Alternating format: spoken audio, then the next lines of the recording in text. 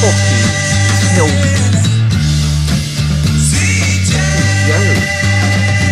Maybe I shouldn't swear this much. Wine and roses Fucking Christ, seem to whisper to her. shit music.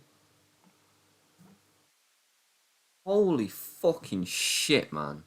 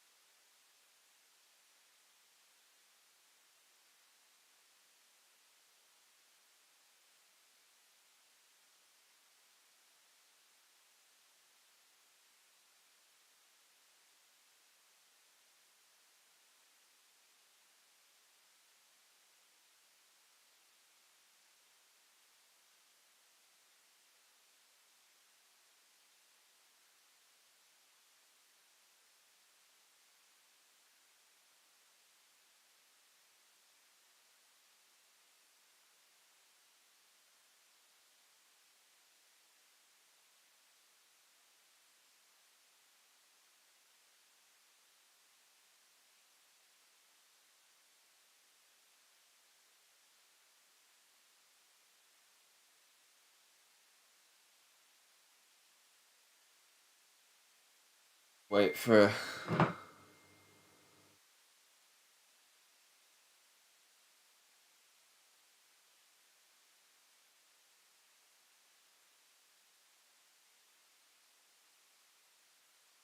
No, mate, I had Democracy Dilemma in the first, and my stream's fucked up. I was meant to be live at 1:30, but I couldn't. I've been working for 40 minutes. I nearly just gave it up in the end. It was ridiculous. You had a winner. I see the favourite got turned over, didn't it? Living the Dream.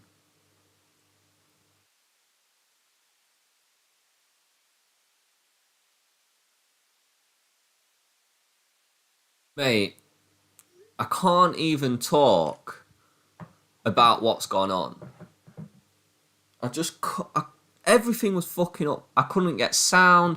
OBS wouldn't load. Jesus Christ. 125 shot just won. Wow. Alright, DG. I'm going to need good luck after the last 40 minutes I've had. My laptop's nearly been out that window 3 times. Absolutely ridiculous. I still don't know if I've got sound. I hope people can hear me. I've not even been able to test the stream. Absolutely ludicrous.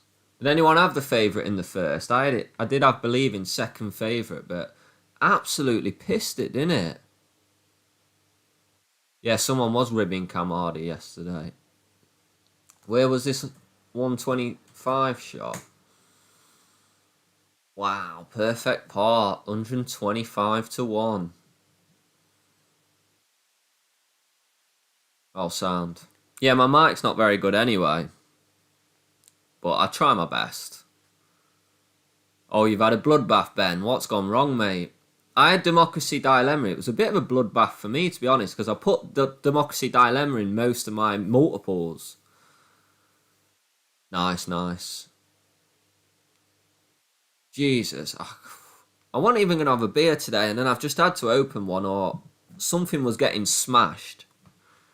Everything went wrong. Everything went wrong.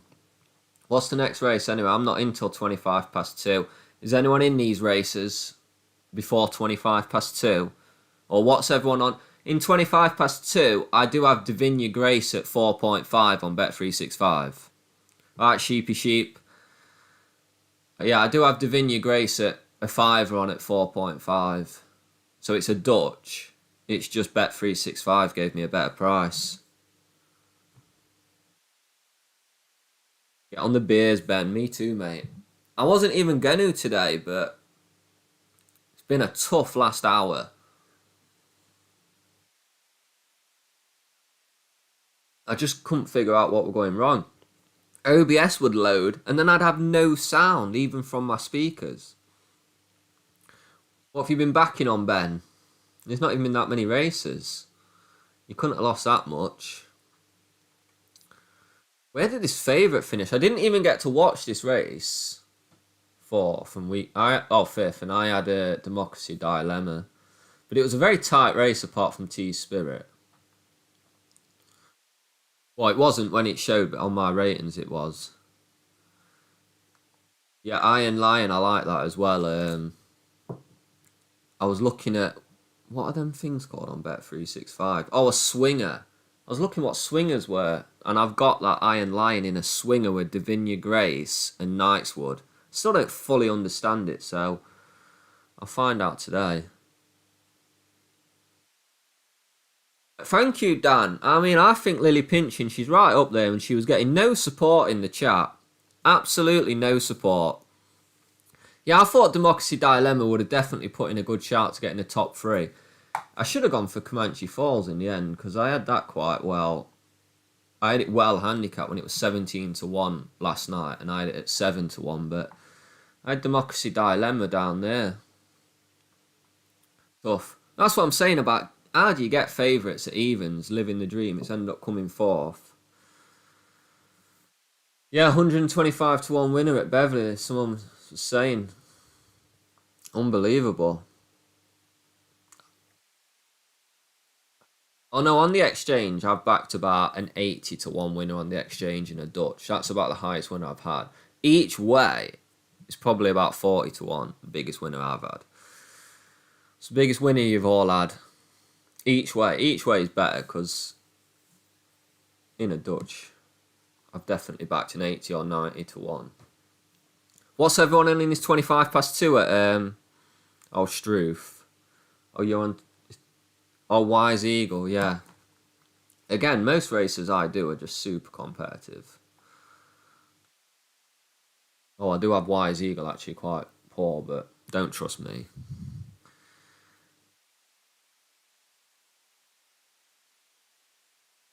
Yeah, I didn't really get to see it, Whopper.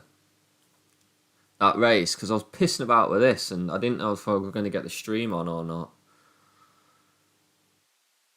Oh, it missed the break, did it, Living the Dream? Didn't get to see the race. I was pissing about with this crap. Just crap. Yeah, Knightswood. That's in my Dutch, but Davinia Grace is my main bet here. Oh, Magalock's not even in the race, so that affects all odds, remember. Yeah, I got on Davinia Grace, whatever, at 4.5 last night. I actually got it at 6 in a multiple, but I think that was with Democracy Dilemma. It was only a shit one.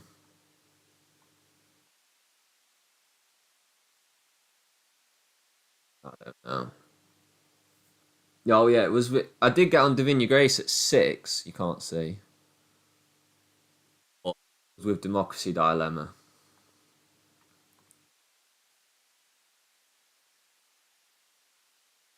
33-1. Oh, 66-1. Nice. Definitely had a 28-1, and I think I've had I've definitely had a 33-1. I think I've had a 40-1, but I won't quote me on that. Not 100%, because I might be getting them confused with Dutchers, because I've hit some big prices in Dutchers. But I don't think I've ever gone free. I've definitely never gone 3 figures, but I've been close in a Dutch. Oh, Ben, what are you doing to me, pal? I need a winner. I bricked yesterday, remember? I bricked yesterday. I basically not bricked all week, but I've lost a little bit every day all week. I was hoping Democracy Dilemma, bangs home, good start to the day. But we're not allowed nice things round here, are we? I mean, Davinia Grace has got to go close here. It is getting short, but it's got to go close.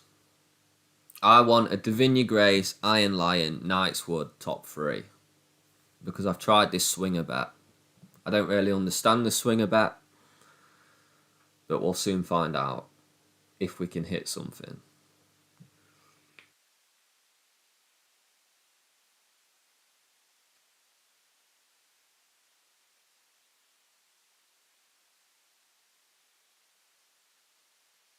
I never know if it's just freezing or my chat's just like stopped. And then like loads of chat comes through at once. Oh, nice, we've had 100 to 1 winner. That's pretty cool. See, the problem, I'm never going to back 100 to 1 winner each way because I'd just have it in a Dutch. Zane, but I ain't done that one. Yeah, Davinia Grace, got to go close, hasn't it, if it turns up? It's got to. I'm pretty happy with my 4.5 on it. I'm surprised Knightwood's drifting now. Really surprised about that. Is everyone on Davinia Grace then? We did have a Struth. We've got an Iron Lion. I think we had a Knightswood. We've got a Wise Eagle. Someone's having a winner. Yeah, Jonathan.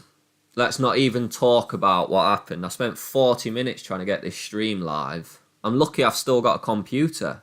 It drove me to drinking. I was going to have a day off. I'm too tilted already.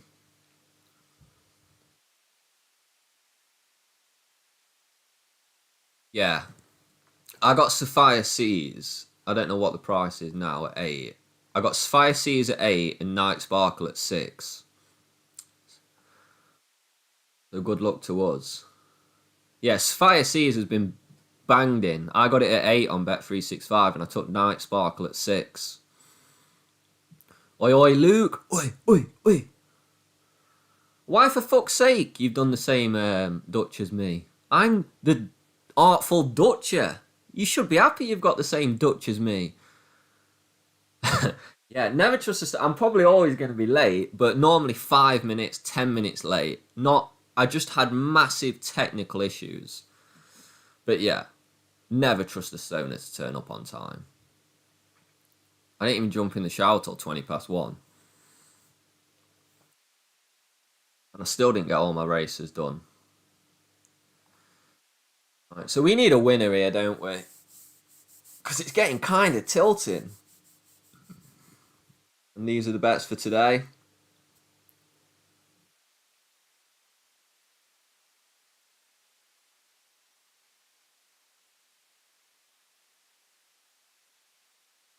Oh, what? Wow, what was that, Jonathan? 90 to 1 winner. It's just crazy when you hit something that price. When you've got like, just, I mean, a fiver each way on it's ridiculous.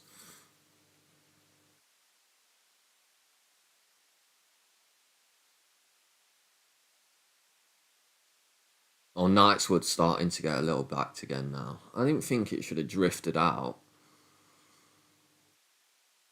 Oh, Davinia Grace is getting hammered. That's good news, I guess. Kind of. Who knows?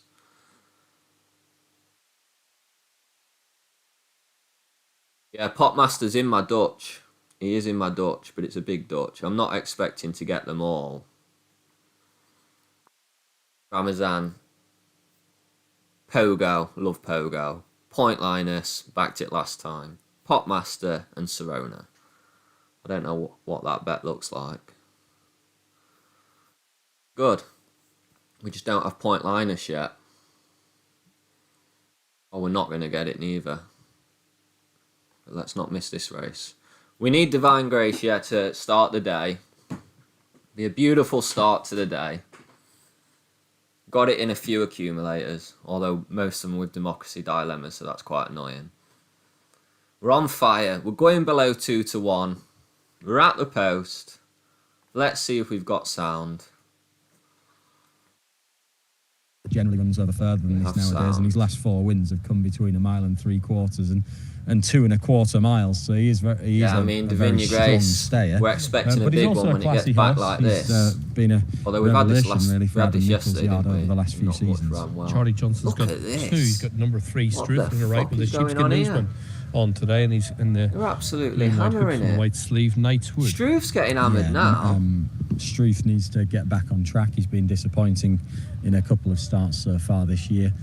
Epsom might not have been for him a week ago, so I've got Safi could be forgiving of that. Yeah, 2.8. It's crazy, even lower now. It wasn't a run in which he showed very much at all. Knightswood is also out again, fairly sharpish, typical of the stable to campaign. Even I have it 3 to 1. Quite aggressively, and Knightswood ran 8 days ago at Doncaster. That was a better run in a muddling race. I mean, I have steady in that race, and he got outpaced on the tempo quickly, but he was rallying well late on Knightswood. Are you on the good thing, Glow Tyre 4 fan? Jockeys and their numbers. Seamus and Neil. No. Assisted by Kieran. But we'll jump on it. Let's get on it. Handicappers shouldn't take too much longer here. They're going to go forward. Davidson Cock also got 2 Mountain Road. He's back from a layoff and down at the full of weights. I don't know if I could win on it. I've never been on a horse in my life. Yeah, both of them are back from breaks, but more so Mountain Road. He was very fresh. And I've got Night Sparkle and in the paddock Malachal race. A couple of pound out the handicap, and obviously in a deeper race and a higher grade than last time. Jesus, look at the Vineyard Okay, last one's going to go forward. Let's get up to David and get the call. That's crazy. Thanks, Niall. Good afternoon to you, Martin, everybody. Final one going in is Davina Grace. She has gone forward, so the 8 of them are set. Let's have a good in. And thereafter, running over 1.5 miles for the Betfred, Play Fred's 5 million handicap. And early on, Davina Grace heads into the lead with no big challenges in the early stages, with in second position Struth. Struth just sitting on the girth on the inside of Davina Grace, with in third position Mountain Road. And then Knightswood in fourth early. The red jacket of Wise Eagle is next in the field, just ahead of Max Mayhem. Iron Lion, the grey, is one from last. Melachal Rear, the bottom weight, is 2 lengths further adrift in 8th position. But it is Davina Grace setting no more than an even tempo. Yeah, I'll bang this on the inside is Struth and Richard Kingscote, with Mountain Road in behind. And then Knightswood, the blue and white hoop jacket, ahead of Wise Eagle, who stays a good bit further than this, the 12-time winner. And then Max Mayhem and Benoit de la Sayette, Jamie Spencer and Iron Lion in 7th, and Andrew Mullen and Melachal Rear at the back, as the field continue their journey towards the end of the back straight. And when they make the turn, they'll be at the halfway point in this Betfred Play Fred's 5 million handicap, and it is Davina Grace. Wow. She leads. Yeah, I do remember Davina you Grace telling in me front that, yeah. under Callum Shepherd to Struth and Richard Kingscote in second place. John. And then Joe Fanning and Knightswood in third. Everyone's They now banging make the turn. Mountain Road on that one's outer. Still followed by Max Mayhem, who's just made a little bit of ground on the inside of Wise Eagle. And the back two continue to be Iron Lion and Melachal Rear is last of all, about to straighten up for home here and head towards their last half what we're mile. thinking, and we got this. Davina Grace has had things her own way in front. Struth is in second, with Mountain Road in the checks on the outer of the hooped cap Knightswood. Still trapped by Max Mayhem, Wise Eagle to the outside, and then finally Iron Lion, and last of all is Melachal Rear. So Davina Grace trying to wind things up here, coming inside the 3. Struth is chased along, Mountain Road is still there, Wise Eagle to the outside, widest of all is Iron Lion, and then Knightswood looking for a way through, so too is Max Mayhem. Davina Grace hard driven and headed by Struth, coming into it Wise Eagle. Iron Lion to the outside is looking a potent threat as they head to the last furlong, and Iron Lion sweeps through to take over from Struth. Coming home well on the outside is Max Mayhem, but it's Iron Lion heading inside the last half furlong here with a 2-length lead to Struth. Knightswood is in the clear. Iron Lion though is away, and Iron Lion has won it. So Knightswood in second, in third place Struth, and the long-time leader Davina Grace was fourth. Lion donkey has backed in and Jamie Spencer. To that price, doing nothing again, colours like yesterday. And then a second with Knightswood. He won nicely from the unlucky Knightswood in second place for Charlie Johnson and Joe Fanning. Give me a winner, lad.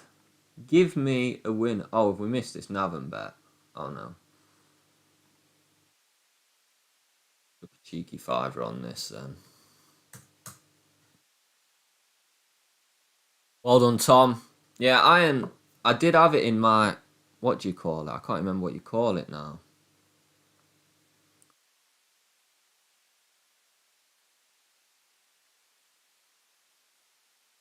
In my swinger bet, I did have iron. I was just testing it out.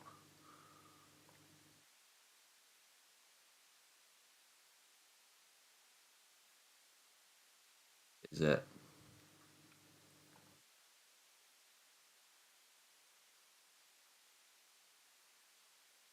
Yeah, I didn't really keep an eye on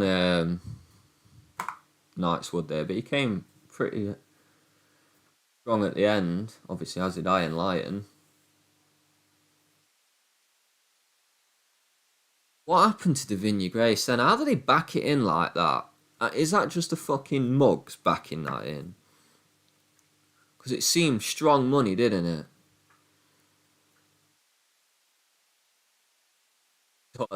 Horse name. No, I haven't got my horse name yet. I just want loads that they'd reject.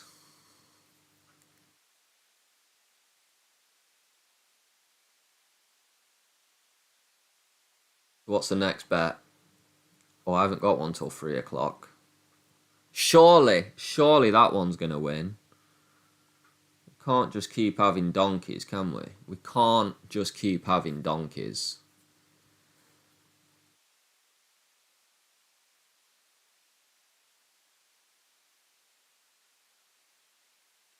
That's a good bet so far, price-wise. This one, not so good. This one better. Okay. I don't think I've got these on yet. Oh, I do. I have Khabib on.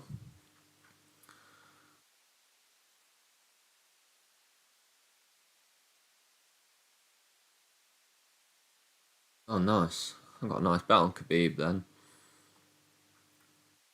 Don't have one in the 1720. What's the next bet? What we in? Is someone in this 1440? Yeah, unfortunately, Alex, I didn't get the bet. I didn't get the race done in time. I ran out of time. I tried to do it, but didn't get it done.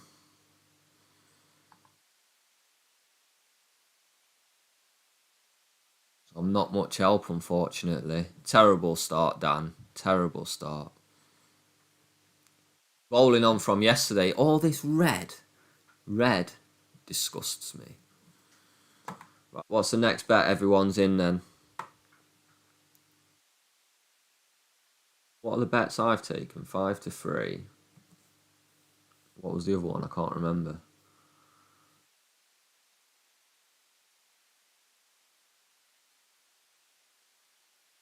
Oh, you're on moving force. Oh, nice. Did you see that lucky 15?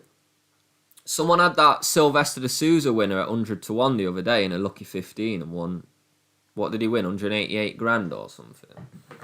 From like a £2 lucky 15. It was on the Racing Post. Jumped the shark to place. Oh, 232. Yeah, holder. Okay, so we got a few in this. Oh, the Doyley's on board. I like James Doyle.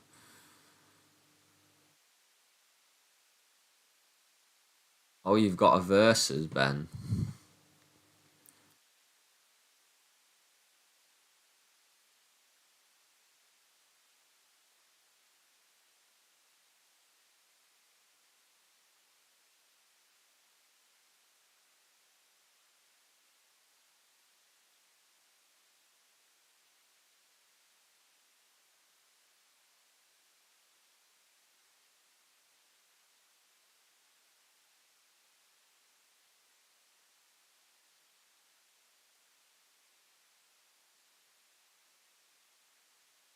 I'm never going to collect the winnings.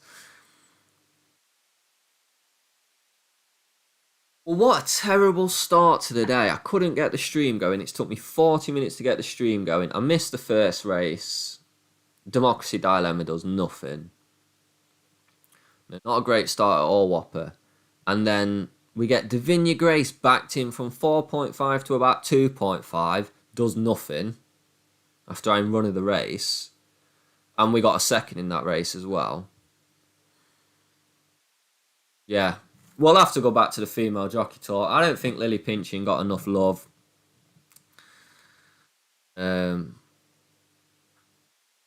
it's probably between Lily and Safi, current jockeys. Need moving force. No one's had a good start to the day then. Although someone backed Iron, whatever it was called. We're definitely 100% going to have a winner today. 100%. There's got to be a winner. Next race, 3 o'clock. Sure to be a winner. We've got good prices. We took Night Sparkle at 6. Sapphire Seas at 8. Although look how tight the market is there. Very, very tight. Winter Wilds at 220 to 1 if someone fancies it.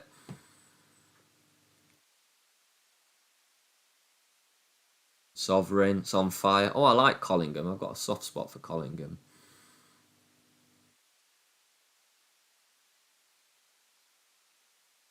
Someone was in this race, weren't they? Charlotte Jones. Let's take a Butchers.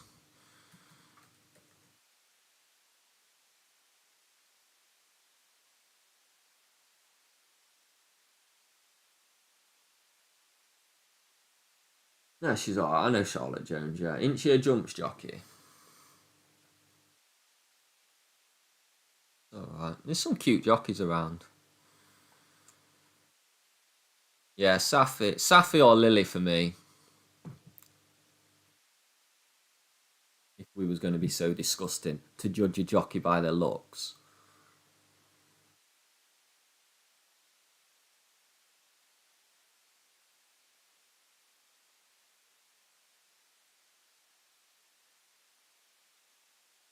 Amy Stoner.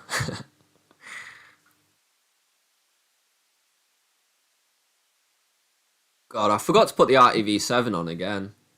Not that I'd still be in it. Cock horses, yeah.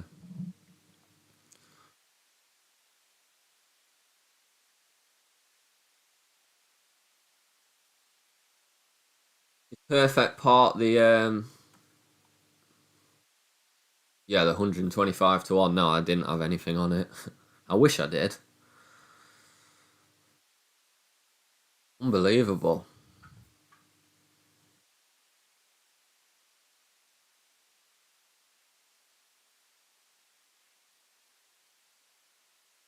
Taffy at 3, Immortal Star, Boys Nap on telly. I think was one of the boys who does the tips with that fit as fuck bird.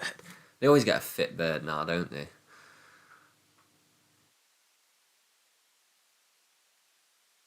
Oh, cheers, George. Thank you. Celebrate the first super chat from George Buckley. Much appreciated, George. Queen of the Pride at 3. No, if I don't win it, I'm happy for Queen of the Pride to win it. But I personally need a winner myself.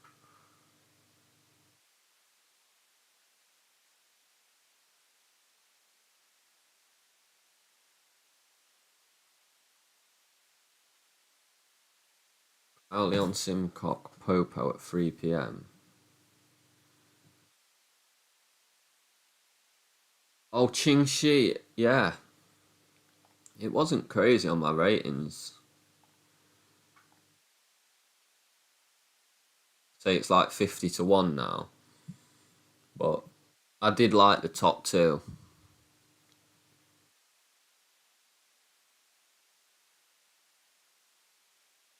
Yeah, the 3 o'clock's wide open, innit?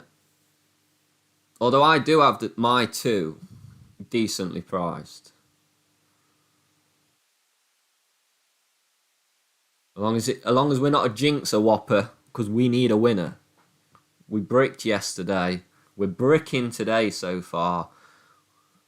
I don't like bricking. Shit, we got this race, haven't we? Oh wow, Sapphire Seas is really getting back now. I thought Bet365 offering 8 last night was a ridiculous price.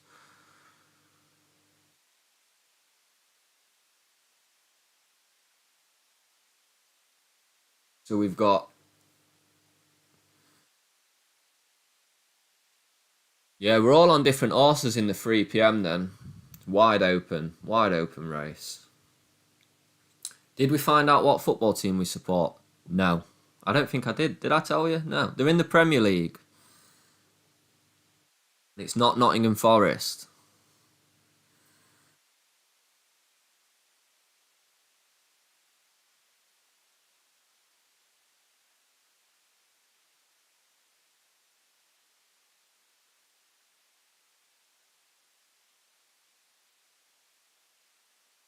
What do we reckon?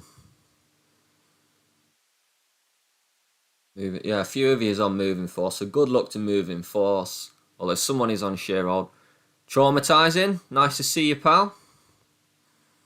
Long time. I don't think you was here yesterday, was you? I can't remember. Not Wolves or Villa. Not Liverpool. Definitely not Liverpool. A lot of my friends support Liverpool. I hate Liverpool just because of that reason. Not Leicester now. So I'm saying you'd never guess it. That's why I've told you it's in the Premier League. No, not Villa. Should I just tell you? Or we should carry on playing the guessing game? Why does it depend how old I am? Not Manchester United, if that's what you mean by age. Definitely not Manchester United. I love Forest. I used to go to Forest. My dad used to take me to Forest when we was younger. Got a very big soft spot for Forest. Leeds, got Leeds fans. I like Leeds because I've got mates who like Leeds, who are like from Leeds, who Leeds fans. Not Man U now. It's a tough one, isn't it? West Ham, he's got it. John has got it. Mighty Hammers fan. I dropped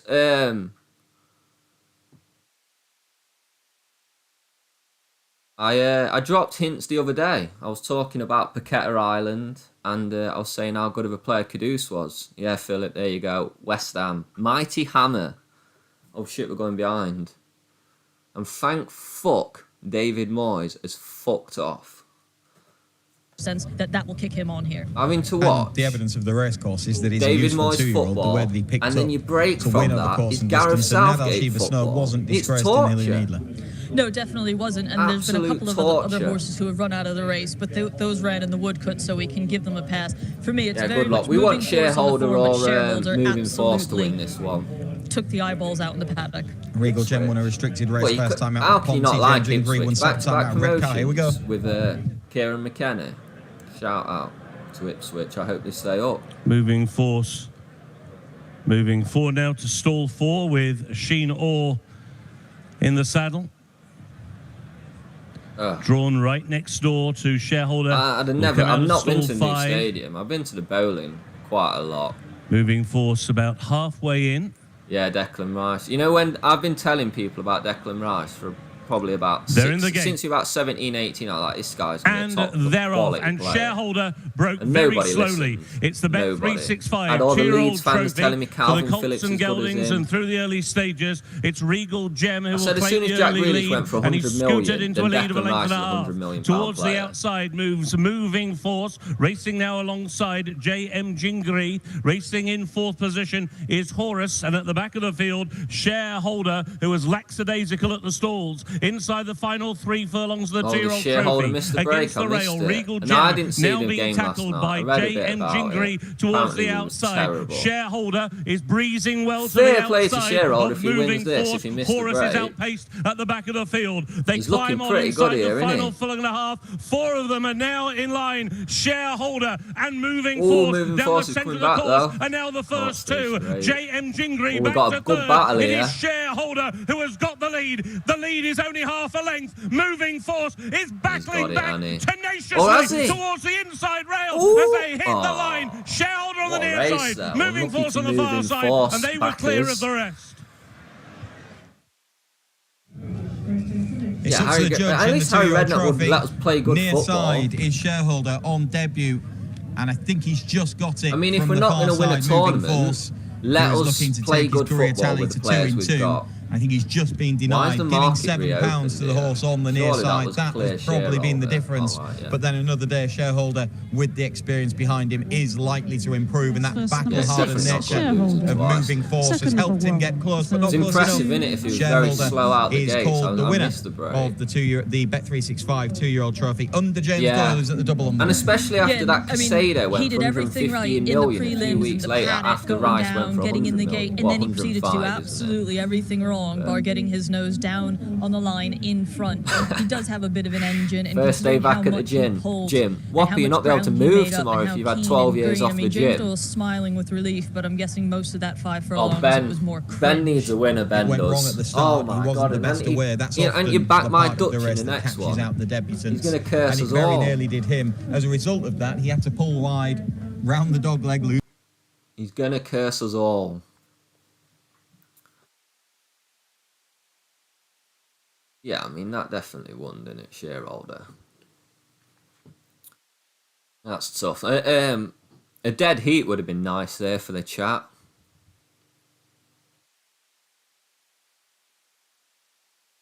See, the problem is, I'm passing my second-itis over to you lot, and now everyone's got second-itis.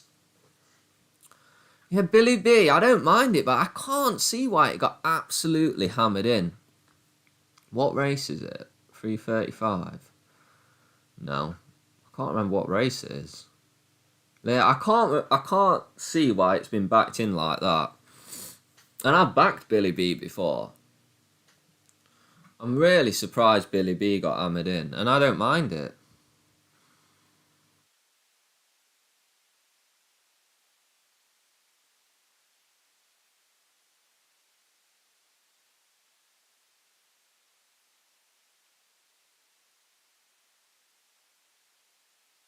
Emily's Choice at Banger.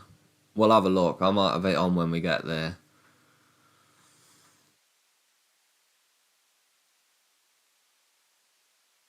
Yeah, I've not got much in. I didn't think much about this. What's with this John and kick the bloody Tories out? Does he just go around chats asking to kick the Tories out? Does he think I'm a Tory or something? I tell you every time, John, I've never voted in my life, and never will, probably. Unless someone wants to legalise weed. Then I'll vote for the Tories if they want to legalise weed. Yeah, back Knightswood and that Davinia Grace. How you didn't get a winner from them fucking two. We've got Davinia Grace backed in and Knightswood second. Curse stream. It's coming from the vlog now.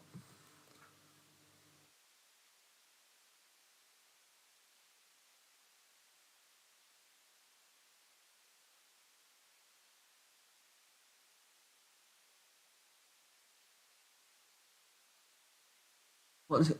It's a democracy, our country. You can't kick a government out. Ludicrous. Kind of a democracy. Right, what's everyone's next bet? What are we in? Is anyone in this Catterick or Banger bet? Banger. Oh yeah, someone is in this Banger, aren't they? They had... Did they have Lunar Sovereign? Or Field... I can't remember.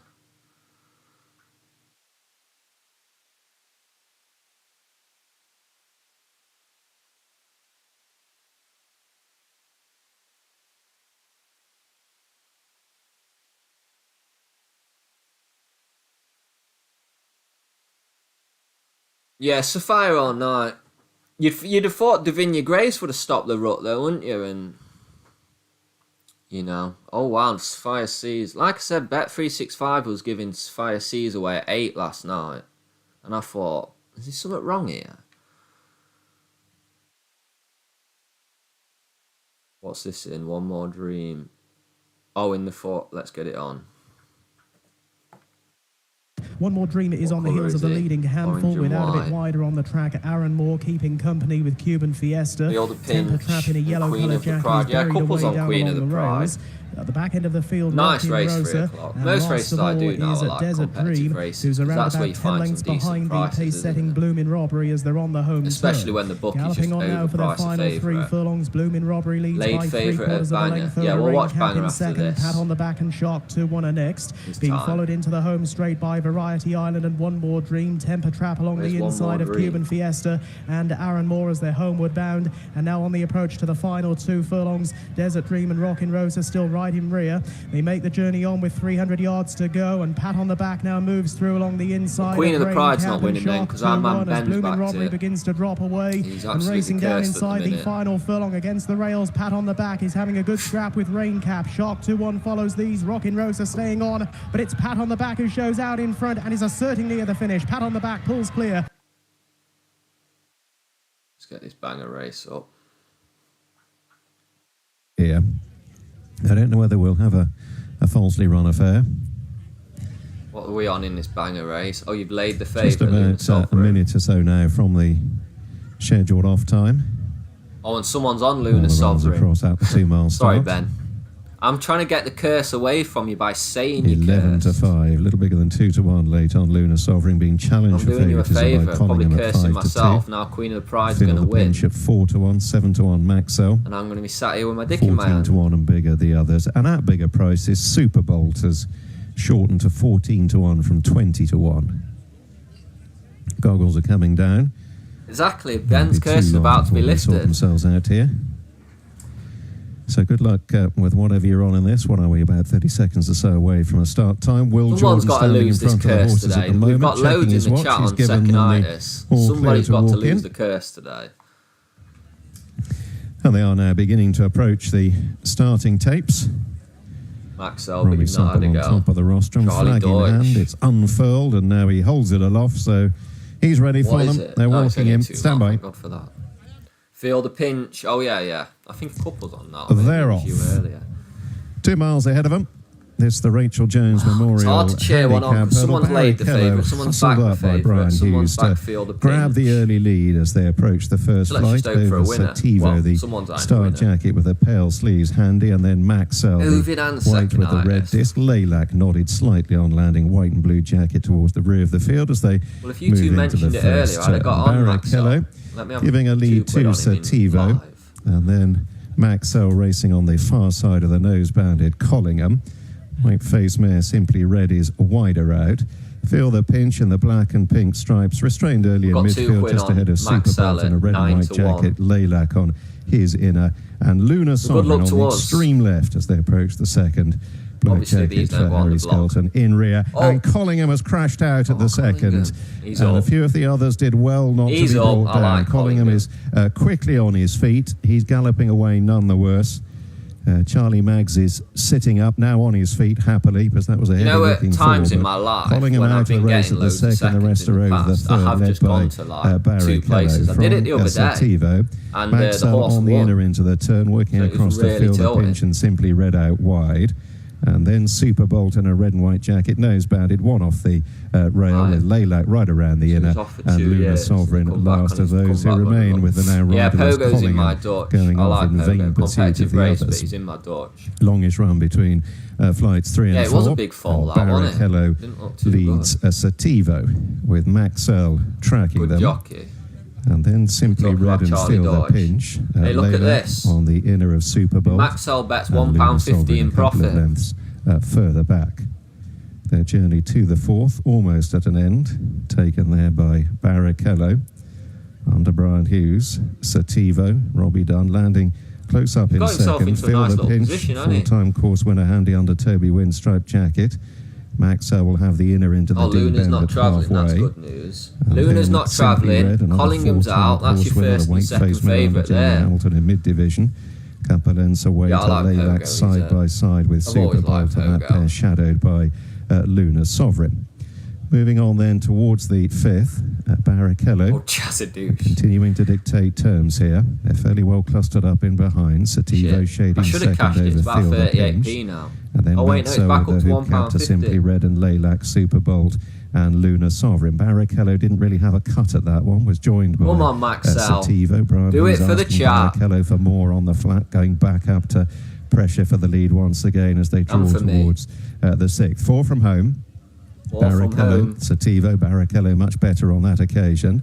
Feel the pinch poised in behind Maxwell going well on the outer in a white jacket. Laylac up the inner creeping closer with the blue cap. And then Super Bolt over Simply Red. And Lunar Sovereign's got a bit of work to do at this stage. At the back of the field has just gone past Simply Red. There's a good 7 or 8 lengths off the leaders, and that was 3 out behind them. Yeah, he's going nicely. And they're now making the run towards home. Barrichello joined and headed by Feel the Pinch, who moves on here. Barrichello under pressure, about to be challenged for second by Maxell.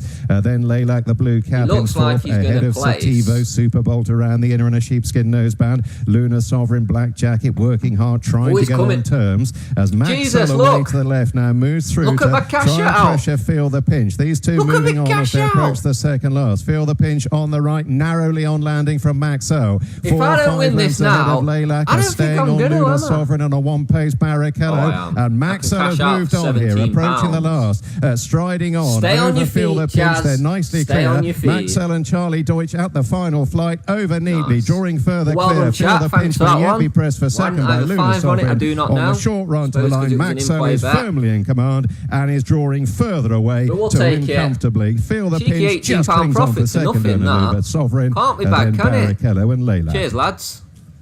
Who was that traumatising? And somebody else gave me that. 2 of you. He's down. Easy. Can't be bad. What race are we in now? Are we in this one? Oh, we're in this one, aren't we? Again, this isn't my bet, so thanks for the bet. We're in profit. To take 5 off his back. He's taken off since. Where are we? Drop, since handicapping over sprint trips. Rappel. Good winner at Ferryhouse last time. That was a weak race, though, and I think he's got a bit more on his plate today. Was you on it, Ben? Well, curse is over, mate. That's what we're here for. Ending the curses on Saturdays. The other two. The favourite in stall 16. I've got another one here, which is just a chat bet. Well ahead of everything else. Yeah, Ben's got it. Seems as though he's behaved pretty well in the preliminaries. Let's see if he can gain a second. I don't mind winning a cheeky £18, risking £2 for a bet that wasn't even mine. I'll take it. Stall 16 we are here. The second chat bet winner. Coming away from stalls in front, just Sunday Sovereign and the Stripes, Radiant Fantasy. Close up is Cuban Grey and Rappel. Eruption on the outside of Cocoa Hill, then Havana Notion. On this side is Marble Angel. Continuing on in the still early stages, and it's Cuban Grey right in the middle of the track. Over on the far side, the nose banded Radiant Fantasy and Sunday Sovereign, who are tracked by Rappel and Batu and Core and Silver Nemo.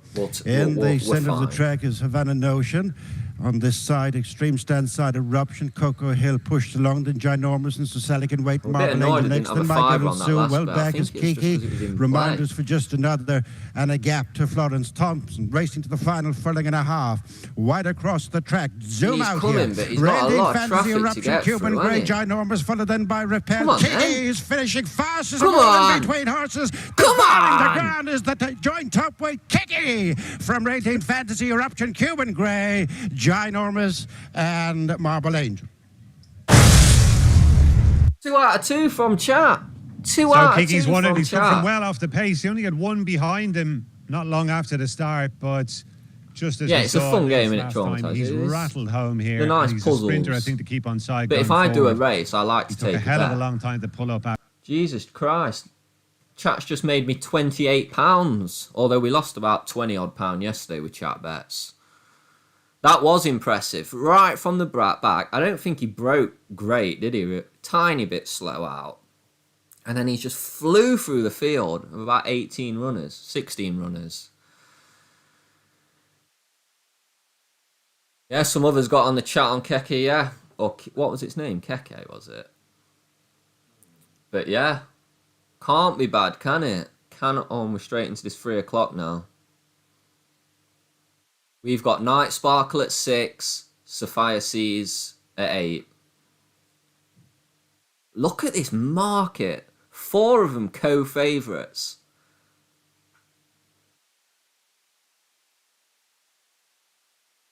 Hello, mate. You're the Brazilian, aren't you? Yeah.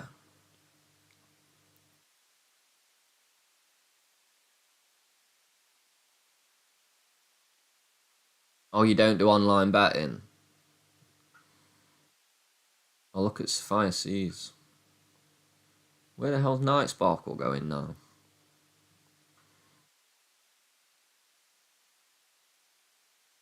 Interesting. What an interesting race this is.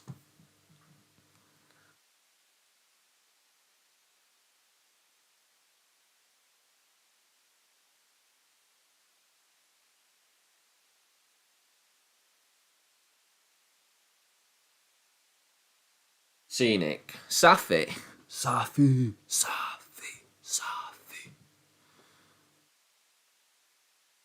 Yeah, this is a ridiculously tight race, as the market knows.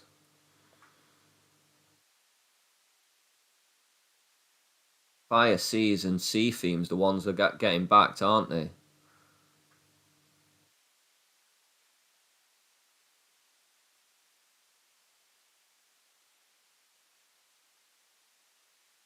Fair enough, Big Shug.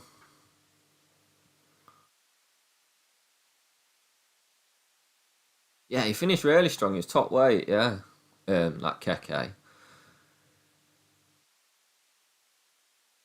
Yeah, I understand that. About not betting online. I'm just obsessed with the exchange.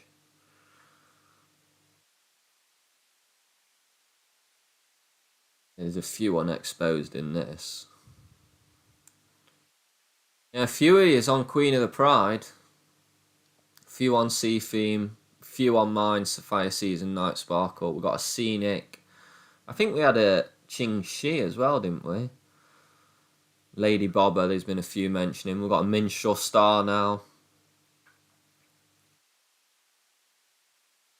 Bobber, yeah. Sea Theme's favourite on the exchange, though. Oh, is it?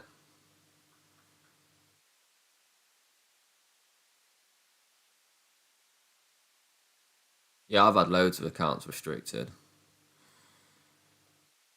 That's why I really like Bet365. I've took a fair bit of money off them and they've never banned me.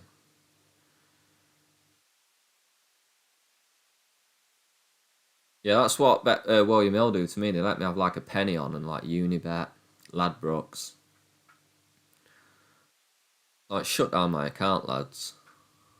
Oh, well, they'll let you bet on other sports, obviously. Seeing it getting a bit, you know, I can't deny Safi a winner. Although, I can't be too greedy neither, can I? Because I've just had 2 chat wins for 28 quid. And more racing. And she's not had a load of racing, and she was pretty impressive last season, the progress that she made. Travelled very strongly through the race at Ayr that Madam Yeah, I never saw that time out, and got the impression that run would have brought her forward. That was crazy. I think she's a potentially I've got a bit of a soft spot for Madam Ambassador myself. Madam Ambassador goes in, she was successful. I backed it when it last time out. She got a little bit that warm. last race was at Class 1 it won. The fillies are going forward, so last 3 going to go in. I can't remember. Looks like number 11, I backed it. Fred Walker and Safi Osman will complete the lineup for the 3rd race of the day. The Betfred Nifty 50. Oh, football Leicester got you banned from Bet365. That's crazy. Over the 1.5 trip, and as Scenic edges in, we'll edge back to the comedy box and rejoin David for the call. Thank you, Niall. So about to get underway here. All 13 fillies are set. Yeah, my brother's older than me, so I had loads off of and accounts. running in the Betfred Nifty 50 Leicester Piggott Filly Stakes over 1.5 miles. Winter Wild and Night Sparkle, the first 2 to show. Mistral Star, the black with white spots on the inside of Sapphire Seas.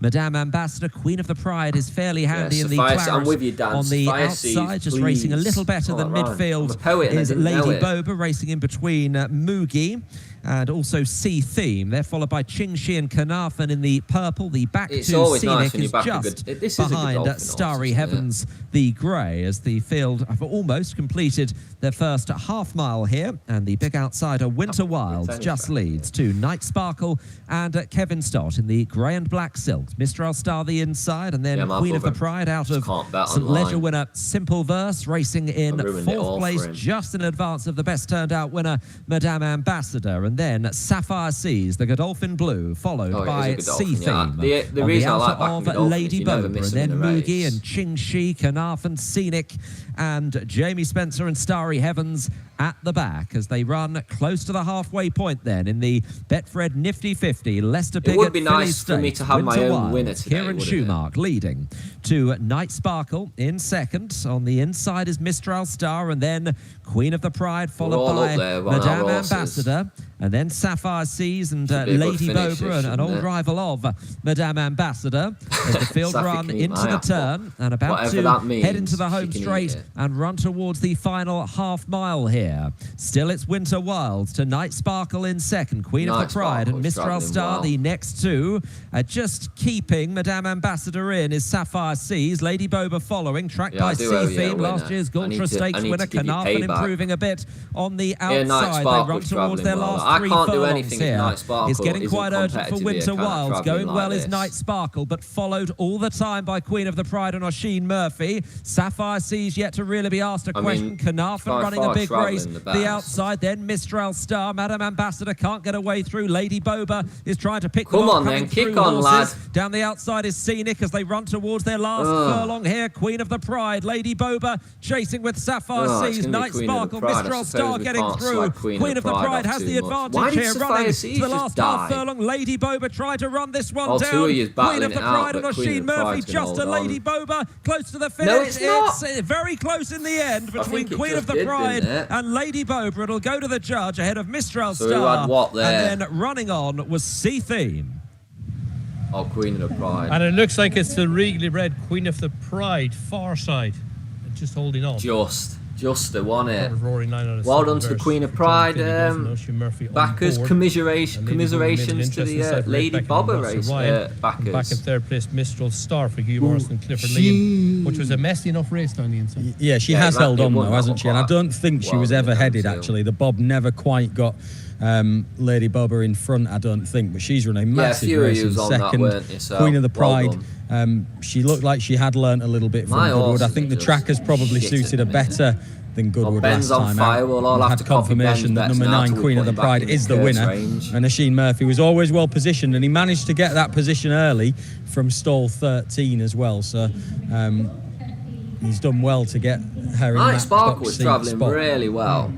Yep, she's won here. Just didn't kick on here. Here she ran well in the Disney Work last time out. And she looks more straightforward. Yeah, she has looked easier, and I think the trackers played a part in that as well. Lady Boba did just come from a little bit further back, and she had to squeeze her way through, but I don't think you could call her unlucky, really. She's maybe conceded first run, and you could argue that Queen of the Pride was better positioned through the race than Lady Boba, but she hasn't actually been stopped. I backed Witch Hunter at big prices in the Queen of the Pride has won the Betfred Nifty 50 Leicester Piggott, and there's confirmation on the line. The far side. Yeah, Fury's got Billy B. That's the next race, isn't it? I'm not doing so good in this next race. I'm down 69p in EV. I wanted On the River in this race, but it was a non-runner. That was my best bet in the race, On the River. But yeah, Billy B. Yeah, you might be better cashing out, mate. Although it will turn round. I was due a bit of variance. I'm 17% ROI over the last 100 bets. I was definitely due a bit of variance.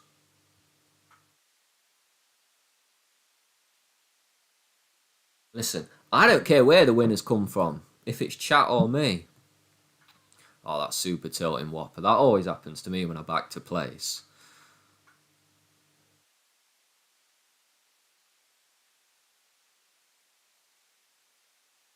But everyone's on Billy B. It opened at 12-1, Billy B did. Because I had it on my ratings at 12-1. Obviously, there's been non-runners in this sense. So let's call it opened at 9-1.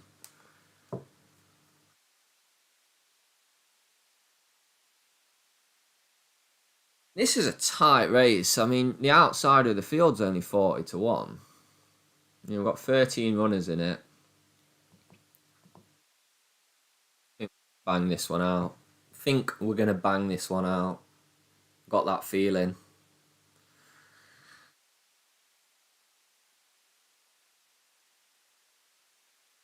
David, waiting all night. David Egan. If he bangs it out, we'll stop talking about Safi. That seems like a fair deal to me.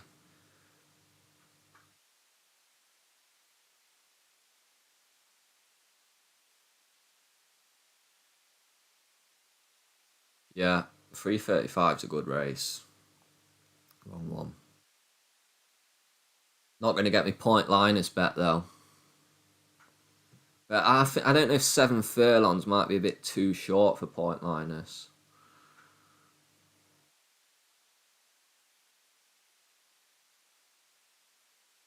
But yeah, we're in decent profit here.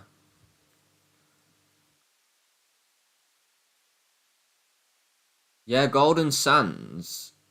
I was very close to backing it. Very, very close to backing Golden Sands.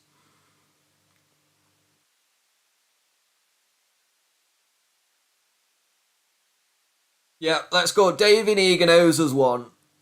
We've been calling his girlfriend fit all week. He owes us one.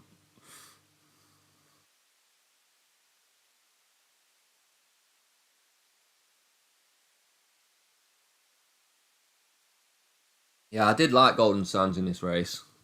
I don't know why I didn't end up going for it. I probably should have, but like I say, I had On the River as well, but On the River's a non-runner. I don't know, I'm confused with Billy B getting backed into like 3-1 in this race. But I'll probably just realise why when it comes home and bangs in.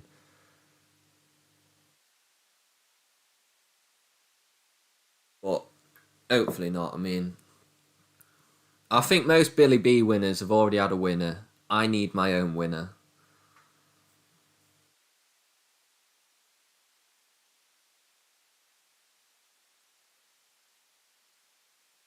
Oh, that might be why I didn't back Golden Sands, then he might not be too good at 7 furlongs. There must have been a reason, because he did show up well on my ratings. But he's been backed in, hasn't he? He was much higher than this.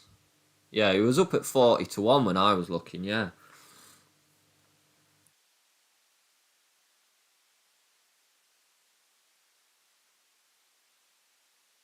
Because his draw's not bad, is it? It's not like he's got a bad draw. I've kind of backed the ones with a bad draw.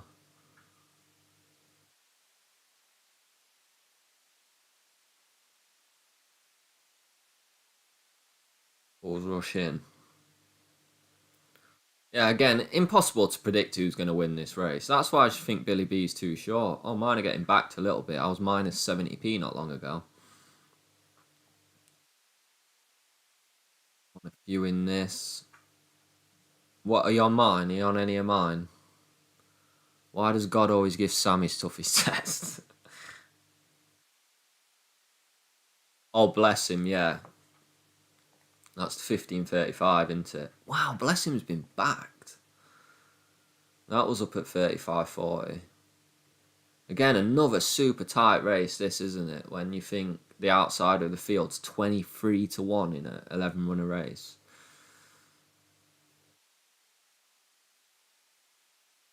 Yeah, that was the thing that put me off Tropez Power. Again, it showed up really well on my ratings, but I don't even know if it's ran well on turf before. Obviously, it's smashed the all-weather.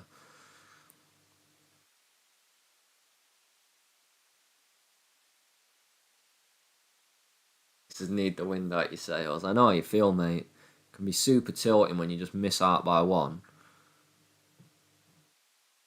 What a win. It's this Punchestown, is it? Nice. You didn't say we'd have watched it. We have had nothing else to do.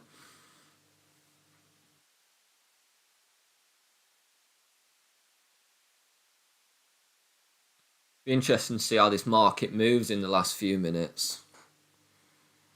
A lot of yous on Popmaster. I like it. I'm on it.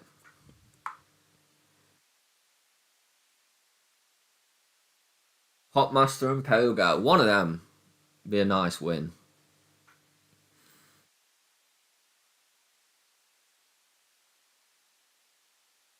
Not going to get me point liners back. And I'm not going lower on point liners. Because like I say, I don't know if it will take to 7 furlongs.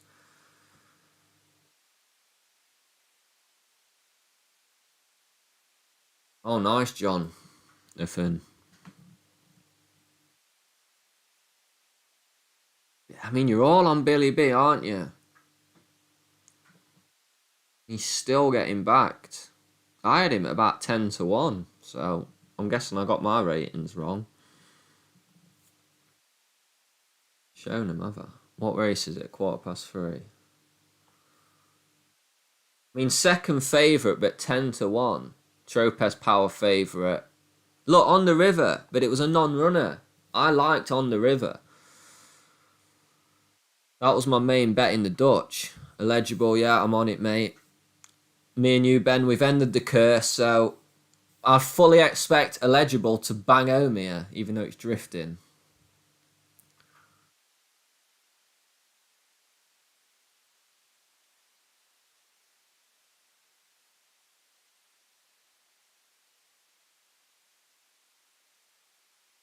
What, you have shares in it?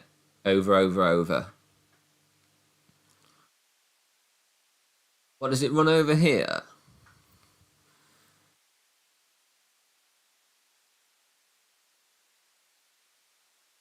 You have shares in it? Is that what you're saying? Oh, it does run over here, yeah. Has it got an entry? No entries. Oh, it hasn't ran since 2022 in England. Oh my God. Well, we haven't backed in all the time, don't we? We haven't backed in all the time, and they run shit. So I'd fully expect a 1-2-3 here. Fully expect a 1-2-3.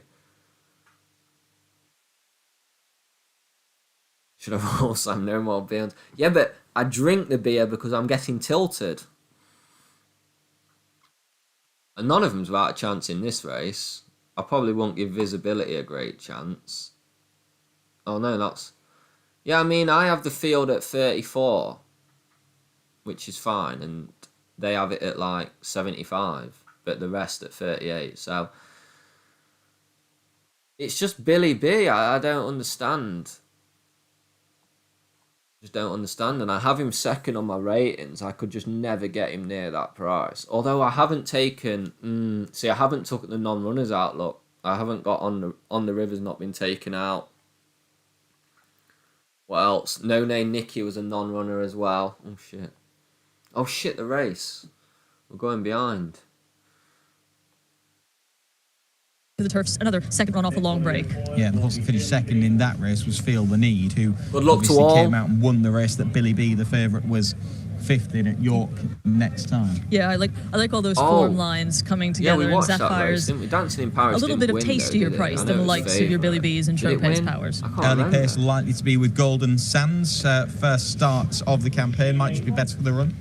Yeah, he definitely has shown in the past needs the run off the break. And also Yoshimi, drawn in 16, now technically in 14 with the two non-runners. Harrison Shaw might just think, I only have one way to go this, and it's fast and hard down the hill. Eligible for a wide draw will be ridden the other way. He'll come with a late challenge if he can. Right, good luck to all, but more importantly, good luck to me. Is Golden Sands into 7. I don't know if it's going to flop. And they're off. Over 7.5 furlongs. Fools rushing a little awkward getting out of the stalls towards the outside. Taken back Park Street as they go through the early stages. It is Golden Sands who has claimed the early lead. Billy B is racing in second. Cliff Cake is in third with around the outside Hugo Gregory. Yoshimi is very wide as they leave the back straight behind them, and very keen is Golden Sands at the head of affairs. Leads now by nearly 3 lengths. So it is Golden Sands who leads the charge now down the hill, followed by Cliff Cake and then Hugo Gregory and Billy B, and Yoshimi towards the outside. Next is Visibility, who's racing alongside Waiting All Night as they now enter the final half mile. Tropez Power is next to the field, followed by One More, No More, who's on the inside of Fools Rush In. Cheers, Terry, I appreciate that. Is Eligible, and Park Street is you're never going to get rich off them price. So Golden Sands, I'm bloody stole this race. Still has a break over his pursuers. Hugo Gregory is the grey. If Golden Sands wins, the stream's ending. Is towards the inside. Then Zafir trying to pick up on the outside outside of Billy B. Yoshimi is losing ground. Around the outside, Eligible. One of those who is trying to pick up Billy B now. Look how Billy B's travelling. Cliffcake over on the far side as you go. Gregory drops back. Zafir and also Trope Power is on the scene. Very wide. Park Street is flying as well. It is Billy B against the rail. Billy B by a length and a half. Billy B to win. Park Street up for second. In third, what can you say? Power, followed home by as long as I didn't back these ones that get hammered in, they win. If I back the ones that get hammered in, they do nothing. Billy B, second start for Craig Lidster, is in the winner's enclosure off that reduced handicap mark, getting the better of Park Street, who's well done to the Billy B backers from further back. The strong travelling Trope Power is third. Zafir, put forward as a positive mention by Rachel beforehand, is in fourth. Not and terrible it was then race, Yoshimi from that wide draw and waiting well all night. They went a good gallop, too hard for Golden Sands out in front. Just got the run on Ali Ronson, too fresh. 15-20, let's check it out. Anyone else in this 15-20 before we put all our eggs back in Sunny Orange?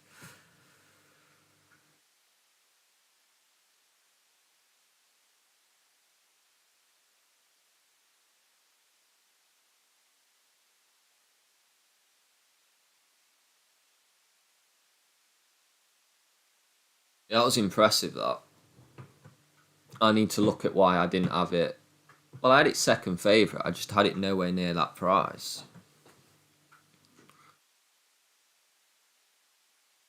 Homer Stokes, sorry. Mr. Trevor. Oh, we've got a few in this next race. Yeah, the market did know. But you'd have thought the market knew on that Davinia Grace race. And it knew fuck all. Oh, you're all on different horses here. That's cool.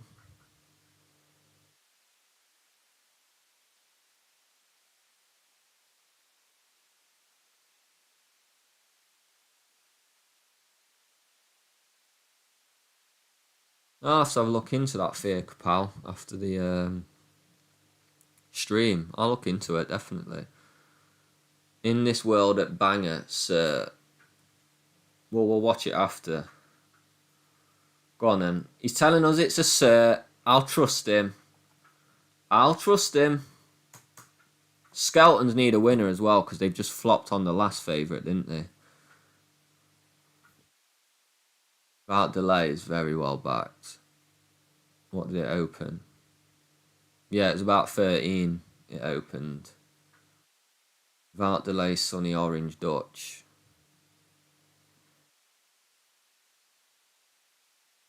So we just want the favourite to avoid winning, don't we?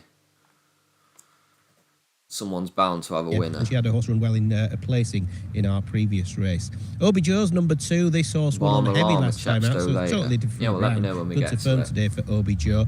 But this horse has got the best turned out award. Stall 12 has got to be a negative for that one as they still try to get Liberty Breeze in.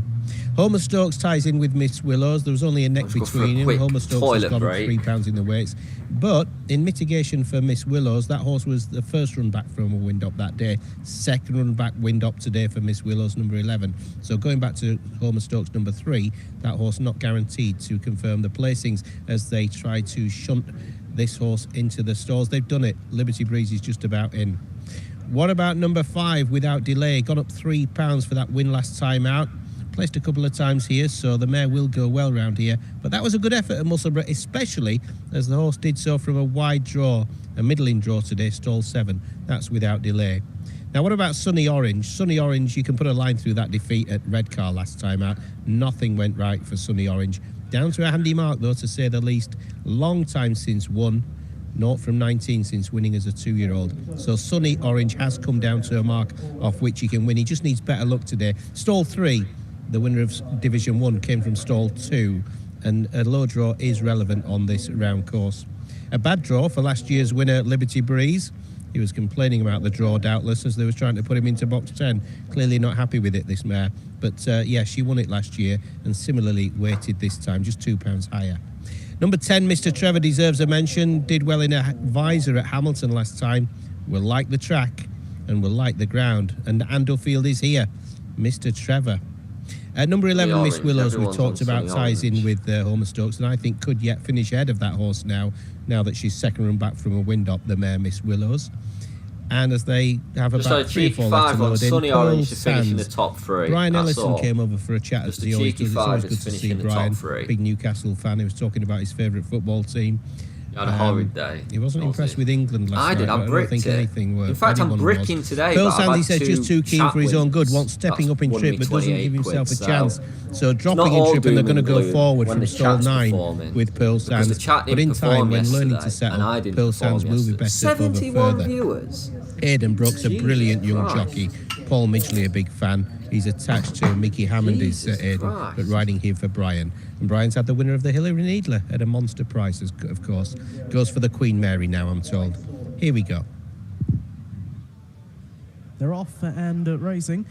Slow to break juryman for this Division 2 of the Congratulations Erin on Getting Married handicap. And well into stride, Mr. Trevor blazes the early trail. So it is Mr. Trevor showing to, without delay, Homer Stokes and up along the inside in the red jacket, Sunny Orange. Yeah, we're on it. Is a little There's a lot of horses covered in this bet, surely. Through in the early stages by Liberty Breeze. Traumatising, should have back gunner side. And is in company with Pearl Sands as they now meet the rise towards the exit to the far straight. Miss Willows is over towards the inside. Oh yeah, everybody like the video, please. Jacket, working back through the field. And subscribe. Subscribing is more important than liking the video. 26% of people who watched yesterday's stream aren't subscribed. The back along with Obi Joe as Mr. Trevor passes the 3 furlong marker with the advantage. Juryman another one towards the back. They're well strung. So Sunny Orange is up there. That's the red one. We've got it top 3. Looking for a double on the card. Has got the advantage from Without Delay. And Sunny Orange away to the right. These 3 remain some way ahead of their rivals. Headed off by Miss Willows, Homer Stokes, and between those Pearl Sands as they now make the approach to the final furlong. Mr. Trevor has now lost the lead, and it's Without Delay who moves on together with Sunny Orange. Are we going to hold on for top 3? I'm not so sure. Them, but it's Without Delay in front here with less than 100 yards to go. Pearl Sands and out. Hold on, you. Staying on with Homer. He's going to get done, Without Delay. Without Delay, the winner. I think he held on, did he? Did he hold on? Did Sunny Orange get top 3 then? That was a crazy finish. Yeah, I did mention a Telegram group. I'll bring that up actually. I'll post a link in a minute. Norton, stall number 7. Why is he pulling his head back? I think, did Sunny Orange, what do we reckon? You reckon he got top 3 there, Sunny Orange? He was the red one on the rail. Definitely involved there. 7 Liberty Breeze. What a ridiculous finish that was. Also on the premises as well. Big run from Miss Willows. Oh, you couple had it, Mr. Trevor was there early on, but tired in the closing stages running into this headwind. Yeah, that was a photo. It was taken some time to figure that one out. Under Franny. For the Spennymoor trainer, Tracy Waggett, and here's the head on. I think he held on, didn't he? Big run from Jesus, he had his head back. They all had it forward. He's done tremendously well here today. Remember, up £3 for winning despite a wide draw at Musselburgh last time out. Already placed. You're just going to make me feel worse now when it got 4. This is another big run. Mr. Trevor, I tell you what, if that's leader, came second, that's £38 in chat bets today. And 1 or 2 other big. Yeah, I think it was top 3 when I saw the Pearl Sands, replay. I think that horse but live, you couldn't call that live, could suggested. He was saying earlier, off. Brian, that horse wants further, and that is definitely an eye catcher because this horse is I've got a bet on this race. Ridden down to the first by Harry Skelton over Green Doodle, sold out Forte in a yellow jacket, rising. The leading trio followed over by the grey Top Speed and Breeze River out wide in the black and white, with Garde des Champs on the inner and Legendary Day and the hoops with the striped sleeves. So that should be £38 profit. The field as Green Doodle now assumes command and moves on from In This World. The leading pair established themselves a little in advance of the pursuers, headed by Sold Out 40 and the grey Top Speed to Breeze River away to the left, approaching the second, then Garde des Champs in the red and green and Legendary Day, the white cap. I haven't done the 610, mate, enough there, just Garde des Champs on the right, tickling the top. So between the 2 fences up the straight first time, fence 3 of the 11 approaching, and Green Doodery for the double chasing pair of Donald McCain and Brian Hughes in front, jumping soundly over In This World. Yeah, I've got a Legendary Day shifted away to the left there, got a little bit of a heap and hardly inconvenienced Garde des Champs in the process as Grain Duderie. I'm banging out a winner before the end of the day, though. Chased by In This World. Absolutely no way. 5 or 6 cents away to Sold Out Forte. We're only... Breeze River in a black and white jacket ahead of Legendary Day. Top Speed, the Greys drop back towards the rear of the field and is racing alongside Garde Champ as the leading pair already bear down on the 4th. They've both taken it neatly, and the rest likewise. On now to another plain fence before the long run across to the far side. Fence 5 approaching. Grain Duderie out in front over In This World, who continues to chase the pace. Stream, mate. Still a break back to the other. We all learn here. Little awkward there, out jumped by Breeze River. Legendary Day getting closer up to dispute 4th. Top Speed and Garde Champ at this stage are cast a little adrift, but it's been a fairly strongly run affair. Slowed up Grain Duderie moves into the D bend at halfway with a lead of 4 or 5 lengths over In This World. The other 3 in behind, most immediately in behind, are getting closer. Sold Out 40, Legendary Day, the red, and Breeze River in the black and white. But the gap has grown to the other 2. Top Speed struggling to keep up, and even more so Garde Champ. So to the first of the fences across on the far side of the track. This is the 6th now approaching. I've got to believe your word. Over In This World. Legendary Day on the inner in a little bit close to it. Breeze River don't forget to well subscribe and like, though. Sold Out Forte, the hook sleeves and cap, very much in the thick of the action, and a wide break to Top Speed and Garde Champ. On now towards the next. Grain Duderie. Again, Legendary Day wasn't fluent there. He hit the top quite hard. It's a short run to the open ditch, which is 4 out. Grain Duderie jumping soundly over In This World and Breeze River. Just getting away now from Sold Out 40. And Legendary Day, who's jumping, has let him down here. Yeah, we gamble responsibly here. We gamble to Grain Duderie, In This World and Breeze River. They're separated by about 3 lengths. Breeze River just left a trailing leg there, and now they begin the swing back towards home with a couple of fences to jump. Grain Duderie with Breeze River coming right around the field now to mount a challenge. In This World is under firm pressure in 3rd, but he's hanging on in there, and these 3 are broken well away from the others. And Breeze River under Henry Brook has breezed on into the lead here. In This World away to the left is giving chase. Grain Duderie on the right, and they're closing in on the second last. Breeze River with a handy break on the pursuers. Grain Duderie and In This World are chasing between the final 2 fences. Back in 4th, there was another error from Legendary Day, and it's Breeze River over In This World and Grain Duderie as they approach the final fence. Breeze River still nicely clear, jumps it soundly, comes up 4 lengths ahead over In This World. Grain Duderie has got nothing more to offer, and Breeze River is merely having to be nudged out to assert here, and is drawing well away for Border Caravans, Paul Robson and Henry Brook. Breeze River wins comfortably. In This World 2nd, Grain Duderie back in 3rd, well clear of... What's the next one? 3:35. Oh, we did get Point Linus. Wow, it did get took. So, no one's going to deny me a winner here, surely. And we want Pogo. We want Pogo. That's the payout, is Pogo. Oh, really? Too true.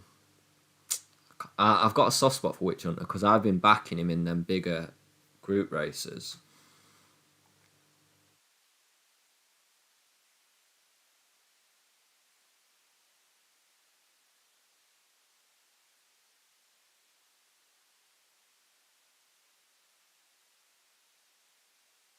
What the hell's just happened? I was up £1.75 a second ago. What has drifted?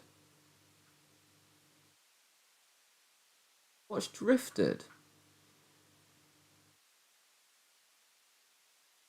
I don't know what drifted. Jumby. This is a great race, this is.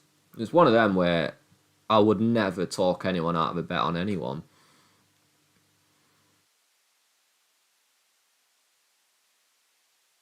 Yeah, I want Pogo. Pogo or Popmaster for me in this. I'd be happy. But Pogo because of the money. So Pogo.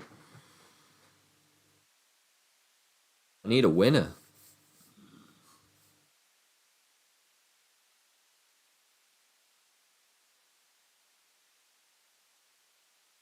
We've got Safi on board, Popmaster. So we don't mind that. Oh, a few is on Jumby. Point Linus. Point Linus, whatever it's called. Yeah, it's a nice race, this. I'm looking forward to it. I just want a winner. Any kind of winner.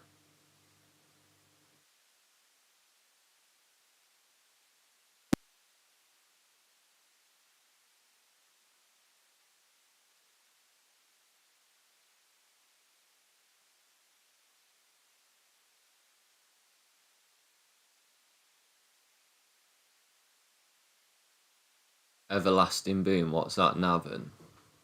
Oh, nice.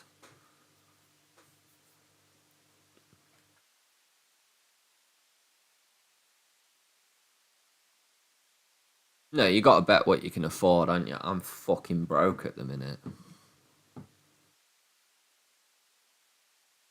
Oh, we got second. Nice. Nice.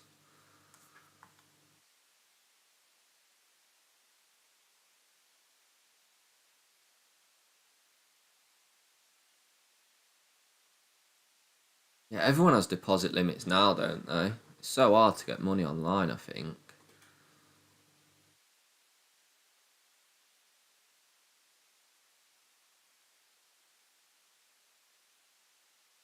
We're talking about the 1550 at Bevel. I don't know what race we're talking about.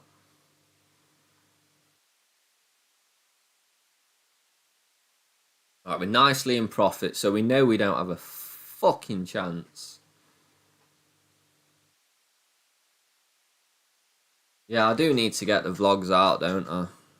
It's just when I find time, I just prefer to stream. It's just easier to talk to you, innit, than sitting there by yourself and just working away on the vlogs, listening to some knobhead talk. That's a good point, Jonathan. I'm pre-rich. I am pre-rich.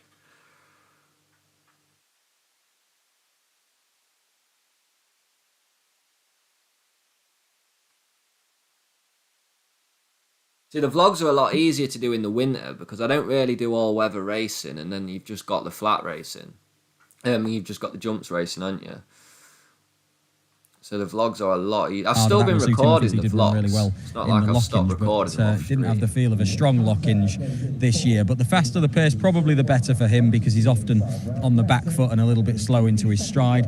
We don't expect that to be the case with Point Linus from out wide in stall 12. That probably isn't going to be a barrier to what Callum Rodriguez wants to do because he tends to be very quick into his stride, and he's probably going to look to clear the field into the first turn. Ramazan 2 from 2 here. Really good run the Victoria Cup last time out. Yard flying along. Yeah, absolutely. And he's got a decent draw in stall 7, and I think a fast pace will really suit him to just tuck in behind. So he was a percentage call for me. I thought Tiber Flow was interesting as well, stepping back up to 7 furlongs. Obviously, he took that tumble in the Duke of York last time out. He won twice over 7 furlongs earlier on in his career, and he's never really tried it at this sort of level. But I think a fast run 7 might just suit Tiber Flow if Tom Marquand can get him into a good position from stall 10. Pogo winner of the race 2 years ago will go in and Point Linus to complete the lineup. The Betfred John O'Gaunt Stakes this Group 3 contest. David, stand by to call them home. Safi should be on board, mate. Oh shit. And they're off in the Betfred John of Gaunt Stakes worth 85,000 over 7 furlongs. Away quickly from the outside, Point Linus to lead. Pogo is up there. Quinault, the green sleeves, the inside. The grey colours Flight Plan in 4th, then Ramazan in 5th. Witch Hunter on that one's in a Popmaster the grey on the outside. The back four, Serona, just in advance of last year's winner Jumbie. Tiber Flow is at the rear of the field in company with Bless Him as they now make the turn towards the home straight. And Quinault is going faster than Point Linus. Quinault by 3 lengths to Point Linus in second place. I really want Pogo to win myself. With Pogo, the 2022 winner, in 3rd place. Followed then by the best turned out winner Flight Plan, the Lockins 3rd Witch Hunter, followed by Ramazan, the filly Serona, and then Popmaster to the outside. Quinault has gone very hard here. Jumbie, Tiber Flow still towards the back, and the Pogo, back marker is the 10-year-old Bless Him. So Quinault has got a strong gallop running towards the last 2 furlongs. Here's Pogo delivering his bid under Kieran Schumacher, now driven. Point Linus. They're being followed by Flight Plan, Ramazan, Popmaster, Jumbie trying to make some ground from the back. They're getting a lot closer to Quinault now. Pogo on then, Pogo. On the near side, Ramazan trying to stay on. Tiber Flow looking for a way through. The far side, Serona. Who's this? That's Serona on the far side. Towards the last half. Come on, Pogo. Tiber Flow getting through. Oh my God, Serona on the far side. Tiber Flow has I've got second and third. I've got second, third and fourth. I've got second, third and fourth, you. Ahead of not too far away, Point Linus. Yeah, Tiber Flow has won the Betfred. John had gone. Well done to him. Give me a winner. Tumbling fall in the Duke of I York. had Serona, Pogo, and did I get fourth? Yeah, and I got fourth with fucking Point Linus. Murphy and good old Pogo, winner of the race 2 years ago. He's third this time. You need a winner and you get second, third. Yeah, the pace was strong, and Tom's had to bide his time from stall number 10 on Tiber Flow, but he tucked him in behind early. Took his time, and it helped that they fanned right across the track in the home straight. It made things open up a little bit more easily than beat the favourite stuck down the far side. We can see early on Quinault breaks into his stride well, takes up his customary position in the lead. Point Linus from out wide has that early pace to give chase, and that pace was very strong. Tiber Flow you can see right out the back early. And this we was in a great spot with Pogo. Ideally for a closer, as indeed. Then Serona came on the rail, and Pogo's run a huge race because he didn't get involved in that early lead, but he's headed the main pack in third. That is a Sam special, second, third, and fourth. Back There's been plenty of them in the last couple of weeks. That's why I wouldn't mind keep doing the vlog. If you've seen my second, third, and fourth, it suited the closers. And for the first time today, Richard Kingswood decides to shun the far side rail and makes it more fair and behind. Yeah, he did, absolutely. I think sort of coming down that strip of my place the track has meant that they've fanned right out, and we'll watch it again. Obviously, there might have been one or two that met some trouble, but it didn't look like there were obvious sort of hard luck stories on first viewing, at least. You can see 2.5 down, Tiber Flow under pressure, stepping back up in trip as well. But this is probably where this horse is at his best. Sometimes when he's raced a little bit more forward in his races, he's been too keen and then not quite finished off, and I think a fast run race where he's just half off the bridle probably suits him ideally, and he has won twice over 7 he does well to get through there, clearly suits him really well, and he's come home strongly under a fine ride, I thought, to pick his way through. Kind of stick ahead on the runner-up, Serona. She's run a really good race, second start for this yard. The next one, not in it.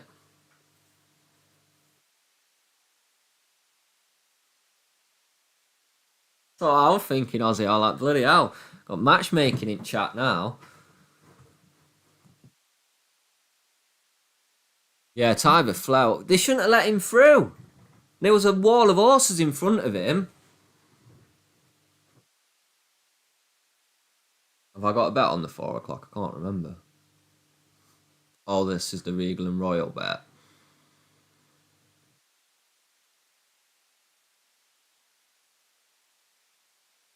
Tiber Flow.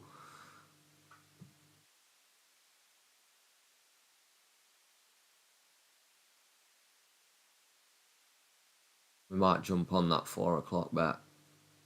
Chat bet. Fucking hell. That fucking race. Northern Prince 355. Is anyone in this 350 first? Is anyone in the 350? Or are we moving on?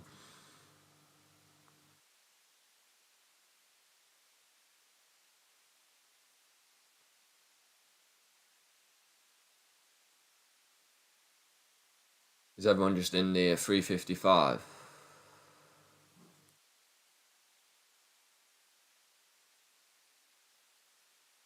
You're not going well, Ozzy.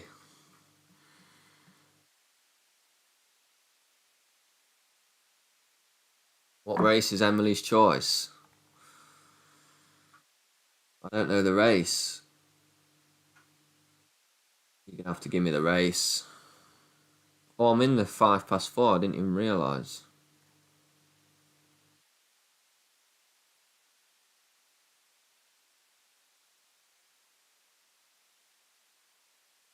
Ludo's Landing. Not that one. That one. Ludo's Landing. What you on, Ben?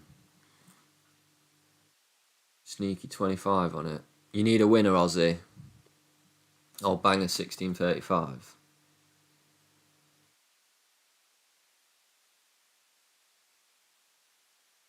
Yeah, he's about 10 to 1. Anyone else in this Beverley race? Favourite in the 350, blue flag flying high.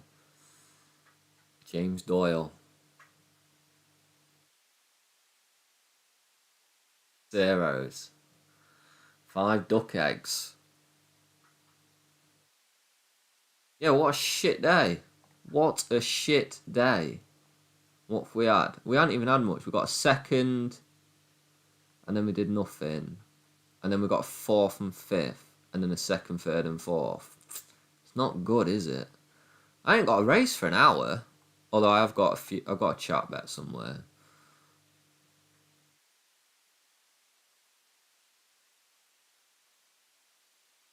Interesting. Dandy's Angel. And Ludo's Landing.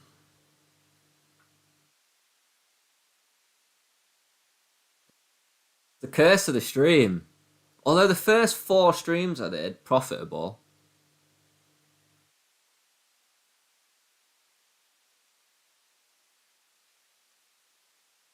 What I don't like about the red, it gives me flashbacks.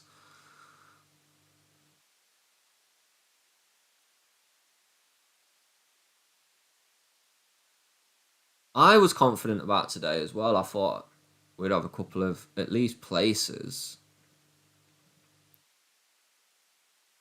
But everyone's having a shit day, basically, then. Everyone's on different horses. Contrast. Quite a tight race, isn't it, with the market? Yeah, we'll watch it too, True. We'll bang it on. We'll pray.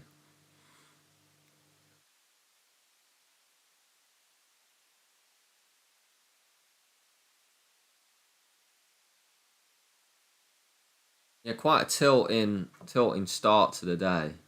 Just red after red after red after red. Not even got much left. Are we going to have a winner today? Yeah, Joanna Mason's not bad.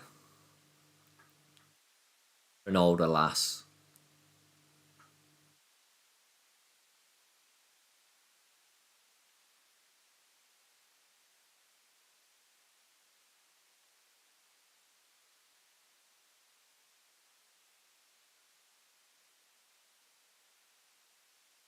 Yeah, well, she can't compete with like a Safi Osborne, can she? It's not unfair to put her in that league.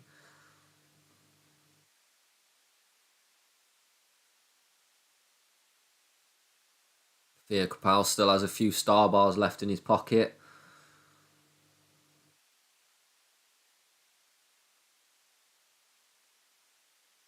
Yeah, I had an all red yesterday, but it was only 4 bets. So it's 4 bets from yesterday. 5 bets from today. I mean, I was pretty confident I'd bang a winner in that last bet, in that last race. But what can you do? Yeah, exactly, Dan. In comparison to the Safis and Lilies of the world, you can't say, you know, she's a fit jockey. You say she's a fit older jockey.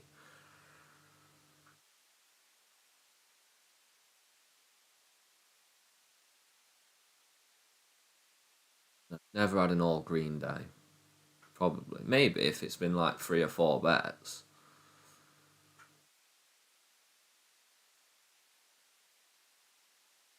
Still getting over that last race. Tiber Flow, eh? Tiber fucking Flow.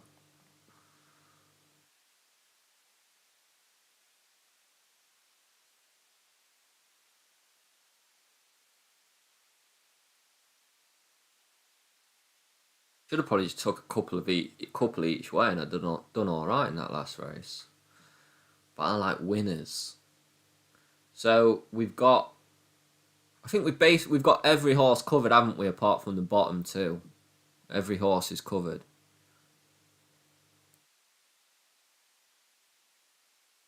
I mean, in this day and age, traumatising, I think it'd be pretty harsh if you identified as a horse saddle and couldn't get a ride from Saffie Osborne. You'd probably be able to call her out. Good luck to you, over. Over from now on. I'm just going to call you over. Triple L.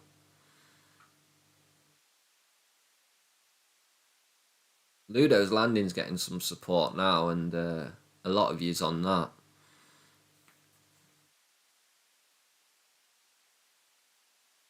Oh, he's 10 contrast. I like an old boy. I do like an old boy.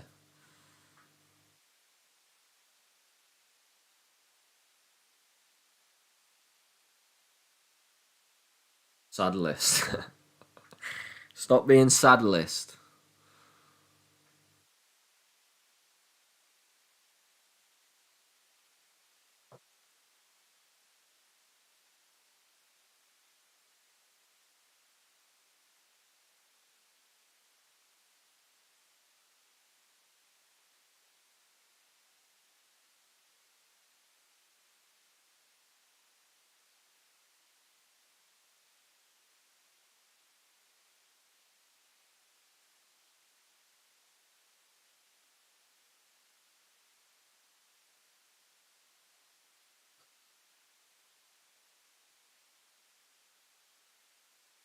Well, at least you won. You had it on, didn't you, Billy B?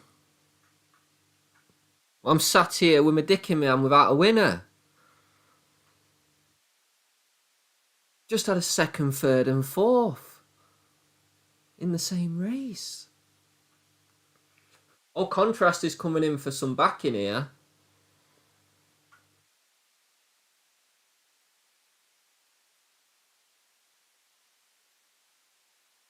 Nearly time to go out and get the real smoking equipment, I think. No, yeah, you ain't got a bet, mate. It's just fun to try and pick winners, isn't it?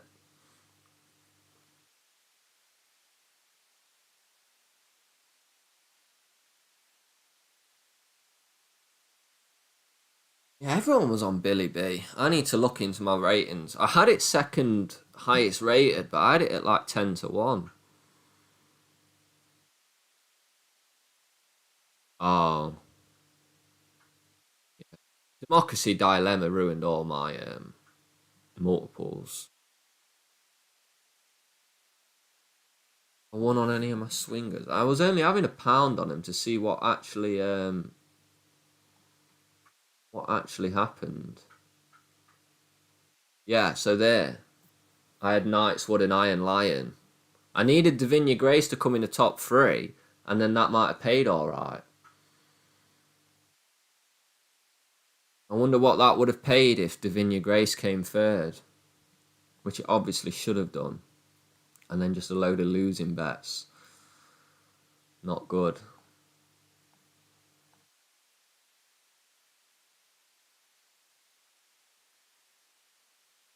Why is that not won then? Why has none of them been a winner? I don't understand how that none of them can be a winner. We got second, third and fourth in the race.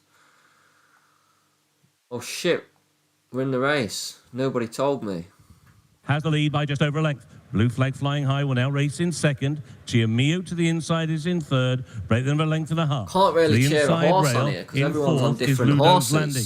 And that one's outside, Burglar's Dream, with a couple behind. The mare, Dandy's Angel, is last but one. And at the back of the field is Contrast as they race now towards the end of the back straight. They're about to go inside the final 6 furlongs, and it is Island Native, as is his wont, keen at the head of affairs. Towards the inside, Tia Mio pushes up now into a very close second. A length and a half back to Blue Flag Flying High, who is in third, but unhurried. In fourth is Ludo's Landing. On the descent, it is Burglar's Dream who races in fifth. That one's inside last year's winner, Dandy's Angel, and still it is Contrast at the back of the field. They're into the turn, into the home straight, and as they do so, it's Tia Mio, the rank outsider, who now goes ahead in front over Island Native in Mia's second. a bloody outsider. Blue Flag Flying High gets the trail into the race in third. Ludo's With on his inside, Ludo's Landing. Angel. Now Contrast begins to try and make a move on the outside, as too does Burglar's Dream,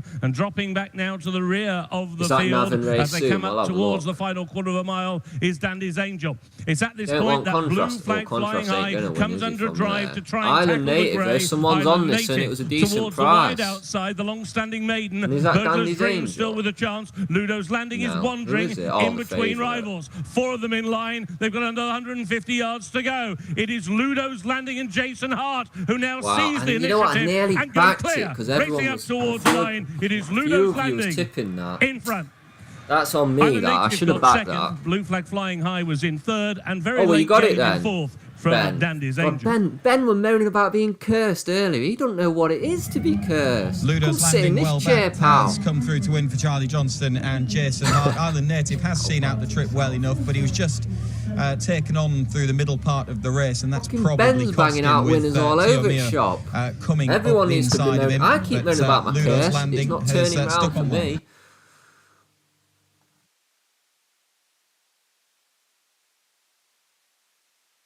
Oh, you laid Contrast. That's why you didn't want it to win. Yeah, it was never going to, was it, from that position?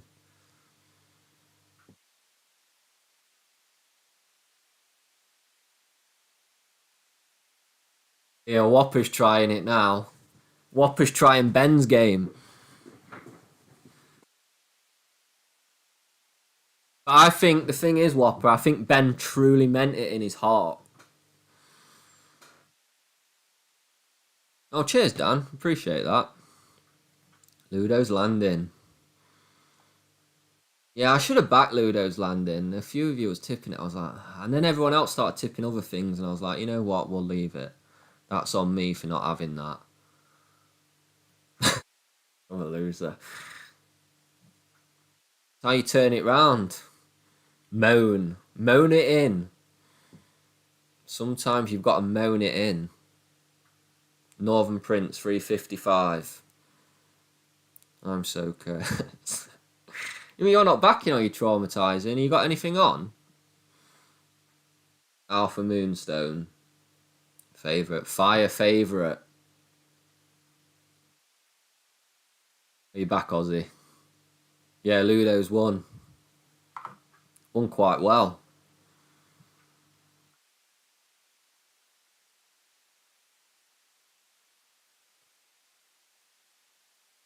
He dropped £2 in a week of race, has he?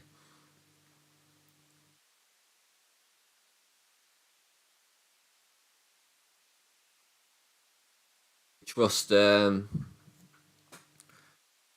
Gazia to back Northern Prince just to finish in the top 4.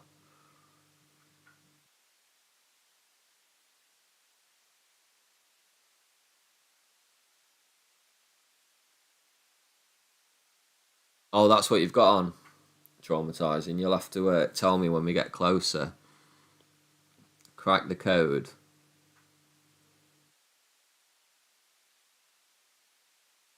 What price is it? Oh, that's the Emily's Choice. Oh, that was you tipped Emily's Choice earlier, yeah. Yeah, I might jump on Emily's Choice. I might have a place bet on Emily's Choice with you. Unless you don't want me to. You might not want me to at the minute. There's severe curse coming from this end. Oh, we've got some nice races coming up and people have got some...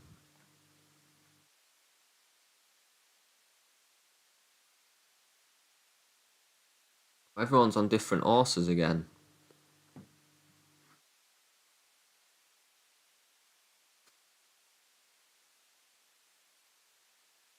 Oh, is you Nat Regal and Royal in the 4 o'clock, Aussie?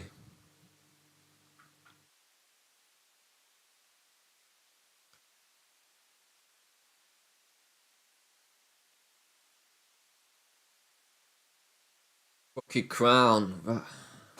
Go on then. Let's go Crooked Crown. We'll have a £5 to place.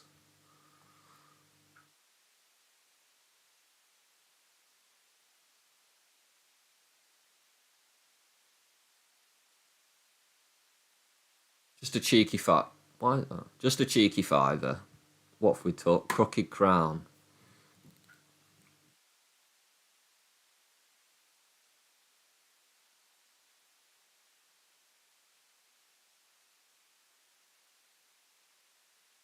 We've got plenty of bets coming up then, haven't we? Oh, we're going behind. Good luck to all, but we want Crooked Crown in the top 4 here. Chance off that rating.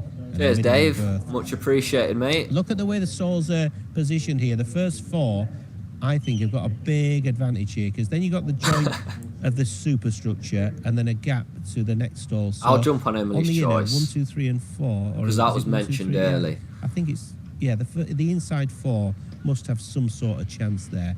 The inside 4 berths, we shall see. But it certainly looks the case.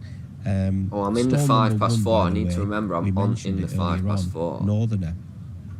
Brian Ellison, Geordie, training a Northerner. Ben Robinson. Brian's already won the Hillary Needler. Why can't I find the Emily's choice for this handicap debut today, and ran well at Musselburgh last time out. Franny Norton's winner on the card. 355. A winner at Musselburgh last time. Oh, Northerner each way. I fuse on Northerner. Transferring to Catterick again, we will see. Not too many left to go in. I'll go with the Speed Demon, Alpha Moonstone. Draw's not ideal, but enough pace to overcome that. And William Pyle, still great value for that £5. And remember, these Alpha tight handicaps, Moonstone. you get a jockey like William claiming 5, especially in the sprint where jockeyship is often just point and run. Then it's often the case that you can get an advantage with a £5 apprentice. What race is the Emily's Choice? I forgot what race the Emily's Choice is. 1635. Lady of the Gar slotting forward into stall 2. And into 14 you wait till playtime. They're lined up, set. And off, jumping away for the WG Spink Memorial Handicap. Away well. I've gone 250 each way on Emily's Choice. Also prominent is Crooked Crown, and also racing prominently Who Goes There. Who am I on? I can't remember who I'm on in this race. Who am I on in this race? They're being followed closely Alpha as they settle themselves down by Secret Command, who's just up in behind Northern Prince at the moment and is racing in company with Mysterious. Lady of the Gar is pulling very hard over towards the far side. I'm on Crooked Crown, top 4. Northerner is well back, as is Sassy Soprano, and then there's a break to the other runners, headed off by Emerald Army, and you wait till playtime, and back with those if only they could talk. A furlong and a half from home, Alpha Moonstone down the outside, and over to the far rails. Who Goes There? They are the leading pair, with up in between them in the blue colours Northern Prince. Lady of the Gar is finishing off the race well, and down the outside is Secret Command into the closing stages in the pink jacket. Lady of the Gar closer to a Secret Command. Secret Command is thrusting, and Secret Command gets there. Secret Command on top from Lady of the Gar. Alpha Moonstone, Sassy Soprano running on, wider out of Mecca's Duchess. A great finish there, a great finish. It's number 7, Secret Command, Conor Murta and Adrian Nichols. Stall 11 is the winner, horse number 7. That was Secret Command. Secret Command, a horse who won at Carlisle on. Let's not say that. I've got my money on Emily's Choice now. Over course and distance on reappear. Oh, we've got loads of bets coming up. Is anyone in this 4 o'clock? Oh yeah, Regal Royal, isn't it? It's the Regal and Royal bet. Am I back in Regal? Well done, Aussie. Oh, did you have that, Aussie? Wow. You didn't mention it, did you? Oh, we're in play. Should I be taking Regal and Royal here? Yellow and white, and lead clash the maroon and white. Regal and Royal is down on the inner in a blue and yellow jacket, rising for the first time. Easter Junction rather clattered over it. Imac Wood in last place gave it plenty of daylight, rather ballooned it. Clara Rose, the favourite, is held up. Red and white jacket for Harry Sculser in the last group of 3, accompanied in rear by the nose-banded Gentle Victor, and that pair in front of the aforementioned. Oh, sorry, mate, I must have missed it. Wood, I wasn't calling you out. Leads them over the second, and again Imac Wood didn't make a great shape at the back of the field and needs a little early encouragement from Chris Ward just to wake his ideas up. On the approach, the third, Ivinator, by a couple of lengths over Easter Junction. 4 or 5 lengths he's on a roll now. He had his little break. He's come back. 3rd and 4th respectively. We've turned Ben's curse round. Aussie's turned yellow round. And blue, who drops into 5th place, followed by Gentle Victor and Clara Rose. And Imac Wood is a further 3 lengths away in the final position. They've gone through more than half a mile now, and they turn on in to face the next pair of flights, numbers 4 and 5. Ivinator and Alan Doyle in front. Over Easter Junction, Brian Hughes, the white cap, blue and yellow on the sleeves. And then Away to the You've been a bit greedy though, Aussie. 2 in a row at night. Nap's got to come in. Needs to come in. Regal and Royal is next. The yellow cap ahead of Clara Rose. Gentle Victor on the left. And lastly, Imac Wood. Approaching the 5th before one further complete circuit. Ivy Nater over neatly from Easter Junction. It'd be 8, maybe 10 lengths top to tail. Under the judge then, led by Ivy Nater over Easter Junction, 3 lengths away to Silverbridge. Similar margin to League Clash from Regal and Royal and Clara Rose around the inner on the bend of red and white. In advance of Gentle Victor in the sheepskin noseband and Imac Wood, whose jumping was a little sketchy early on, but appears to have improved. How long does it last that you don't taste with COVID? Making the steady approach to halfway. Long run between I couldn't imagine not tasting food. Ivy Nater from Easter Junction. Very little change in the order in behind. Silverbridge and League Clashes in the maroon and white are 3rd and 4th. Over Regal You're and just Royal not and ill, Clara but you Rose just can't to Gentle taste. Victor. Is that what it is? And Imac Wood. Bearing down on the 6th now. Ivy Nater. What's this? Too true. I forgot who you've got in the 417. Nimbly nothing behind. Again, Imac Wood was the last to land. Who's you bet in the 417? Into the deep end at the end of a circuit. So a mile or so to travel. Further 5 scheduled to be jumped. Ivy Nater over Easter Junction. You live on They've been an the island? leading pair What, from like the the Isle of outset. Man? They're only a couple of lengths up though on Silverbridge and a pale jacket wide of League Clash. And Regal and Royal on the inner of Gentle Victor. Clara Rose continues to be ridden with patience by Harry Skelton. The red and white just has Imac Wood in behind, but they're a little more well grouped up than they were. They'd be half a dozen lengths first to last. Approaching the 7th. Texture in your mouth. Ivy Nater over Easter Junction. Say nothing at all. And then League Clash and a maroon jacket on the inner of Silverbridge to Regal and Royal in the blue and yellow checks. Clara Rose cutting the corner off the last part of that. Yeah, I don't mind this commentator. Like I said, it's Victor just Imac Wood. It's just that Irish guy who's 4 out. Ivy Nater. Slapping well away. grouped in behind though. Easter Junction still just. Well, cheers, Calto. Very much appreciated, mate. Taken up Reggie. on the outer. I'll slap him round the face with a 5 later. Towards the 3rd last. Being good, I ain't earning bar once. Easter Junction moving up to his quarters. He'll be downstairs. He won't clear over Silverbridge and Regal and Royal. League Clash has come under pressure. Clara Rose is yet to be popped the question, but he's only 4 lengths off the lead. Red with the white sleeves for Harry Skelton. Silverbridge on the retreat. Clara Rose is now on the move and goes up to 4th. Imac Wood is responding from the rear out wide in the white and blue as Easter Junction has moved through to the pace-setting Ivy Nater on the run to 2 out. Regal and Royal in the blue and yellow, and away to the left, Clara Rose are each beginning to bear down now as they approach the second last. Easter Junction headed and narrowly. Regal and Royal went on, but is immediately joined by Clara Rose, who's now powered through on to take over under Harry Skelton. So Clara Rose and Regal and Royal are moving on together. They look set to dominate the finish. Pal. It could be all on the jumping at the last here. And they come away from it virtually as one, perhaps with a bit of momentum. Regal and Royal. Clara Rose is gathered up for another crack on the short dash to the line. Regal and Royal is driven all out and keeps Clara Rose at bay. Gentle Victor stayed on to take 3rd, back in 4th Easter Junction over Ivy Nater. Got blanked. In the TRI Equestrian Premier, specifically for 3-year-olds. The leader is Gibbs Island and Billy Lee by under a length. These Irish in their bloody names. Gabriella Hill, Old Faithful. Aussie's on fucking fire, ain't that 3 in a row for him? This quartet but seriously, chat let me down there, didn't they? Chat let me down. I asked a couple of times. Between the men, should I back Regal and Royal? Foley. And you all ignored back me. Straight. Wow. Little over 6 furlongs to go. It's Gibbs Island leading Glortera, Old Faithful, Cheeky Wink, going remote out with Jim. I'll let you off, guys. Rapid Mission. You can't stop. Turning with 5.5 furlongs to go. It's Gibbs Island. Get mine in a minute. Spacing them out a little bit from Glortera, Old Faithful next, and Cheeky Wink. Going remote as 2 behind Harbour Gem and Rapid Mission. Little changes from the outset. Having passed the halfway stage, it's Gibbs Island followed by Glortera, who's now within half a length. Break of a length and a half to Old Faithful on the inside of Cheeky Wink. They're together 3rd and 4th.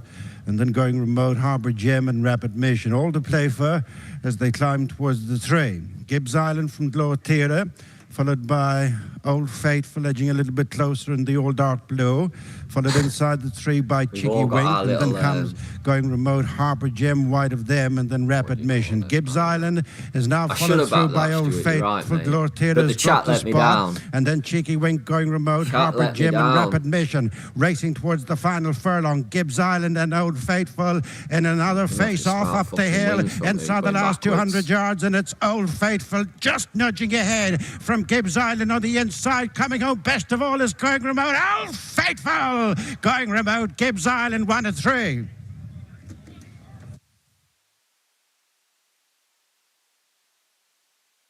My dog's barking now. My dog's barking. As soon as that tip came in, dog's barking.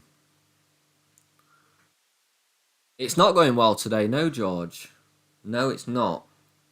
The last race we had, I mean, that's how it's going, was the 2nd, 3rd and 4th in my Dutch. So, desperate for a winner. I had a few chat winners. What's the next race anyway? What are we all in? I'm not even in one till 4:45.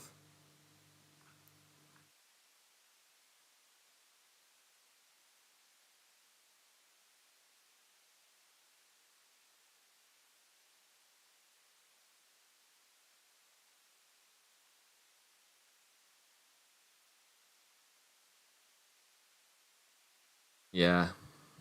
And the chat just let me down on Regal and Royal.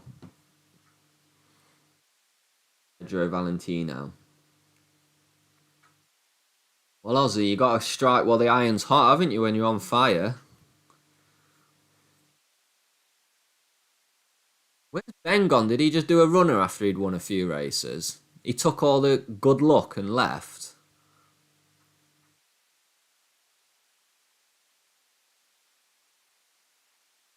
To a barking dog. What is there, though?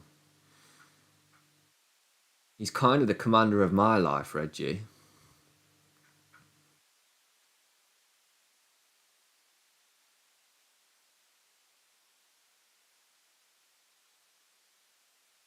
I'm sure. Do you know what I'm about to say, James? We used to have a mate, and he had so many nicknames, and one of them was Johnny Concrete, because when he used to get drunk, he always wanted to fight.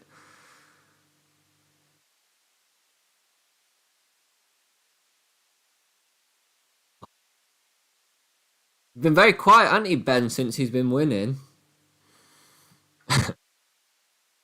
Ben's alive. Shy High Bye.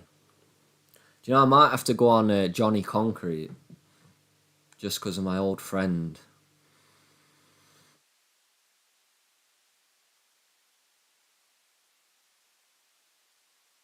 Let's have a cheeky Dutch. What else should I have in my Dutch? How long have we got? Not long. What else? We're going to have Johnny Concrete. Pedro Valentino, because that came in early. Give me one more for my Dutch. Commander of Life, yeah, because that's more like Reggie's the commander of my life. He's barking his tits off. He's kind of funny, Joe.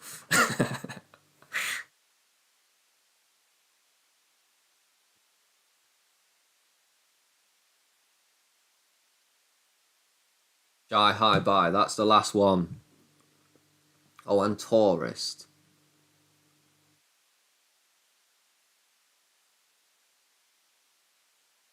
When you did live streams, did you think you were going to be this successful?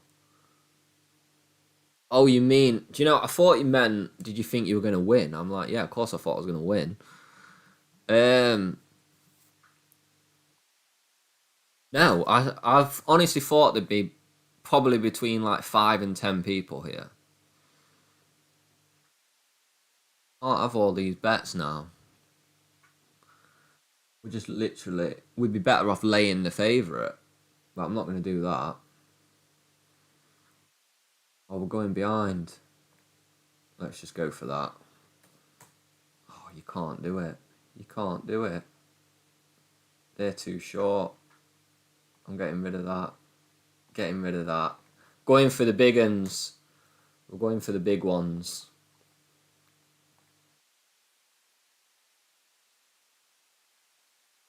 We've just got to go for the big ones. No, it's a cool community, isn't it? I love it. That's why I prefer just coming on and streaming than working on the vlogs. Big Bertie Bassett.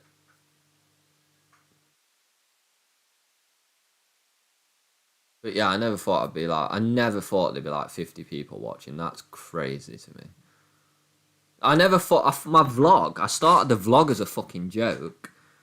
I didn't think I'd get more than like a couple hundred views on the vlog. Oh, Betfair's screwing up now.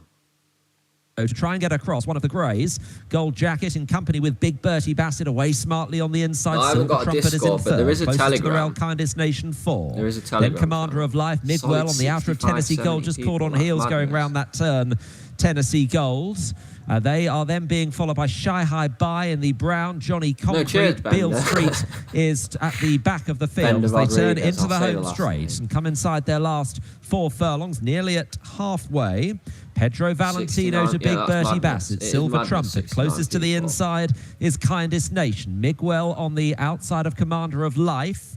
And then Tourist after that little hiccup at the start. Shy High By inside the 3. Then Tennessee Gold, Johnny Concrete and Beale Street. So Pedro Valentino had to do plenty in the early stages here. Now shaken up approaching the 2. On the inside, Big Bertie Bassett. Silver Trumpet quite hard ridden. Then Migwell. Tennessee Gold making ground on the outside. Pedro Valentino still with the answers at the moment, approaching the last furlong to Big Bertie Bassett. In hot pursuit now is Tourist. Come on, Johnny Tourist. Concrete plugging on a bit with Tennessee Gold. Pedro Valentino still leads here. Tourist is chasing very hard. Pedro Valentino keeping up the gallop to Tourist. Close to the finish, Pedro Valentino does very well to make all and beat Tourist. Johnny Concrete was next. And then Tennessee Gold. I took Pedro Valentino out and got second with Taurus. Good ride from a poor draw. Taurus would have paid me £32. Richard Kingscote, son of Phoenix of Spain. Clive Cox and Richard Kingscote. Unbelievable. Yeah, and I had Pedro and Shy High By in it. A Tourist in second place. Well, you just know it's not your day, don't you, when it's going like this. We can watch it back and keep an eye. Martin and Stall 13 out and unfucking believable. Unfucking believable. Is that Aussie again? Is that fucking Aussie again? Wow. Wow. He's on fucking fire. That is a tilter, mate. I had Pedro in there. And I thought, no, we'll go for the high prices. And then Taurus ends up coming second. What's that? Is that the 4th fucking second today? Someone was in this 16-17 at... He is showing off a bit, isn't he? Showing off. Shall we block him? He's to get him banned. Sam second-itis, man. I'm sorry. Taurus might have got there if I didn't back it. Might have got there. Yeah, obviously we're only joking. I'm glad someone's winning. I'm joking, Aussie. We're jealous.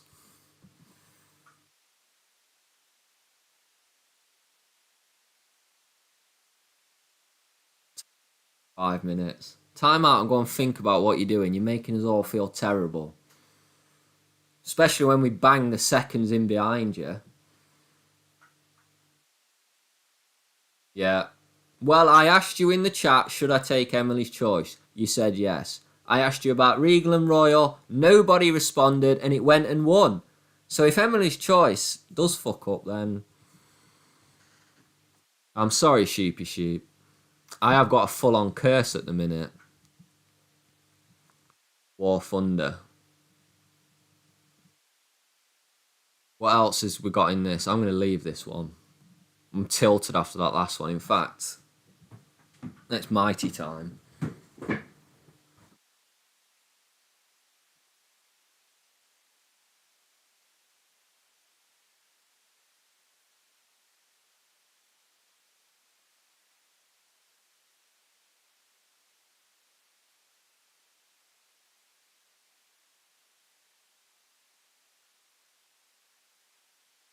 Is everyone getting on Aussie's bet here? Del Girl.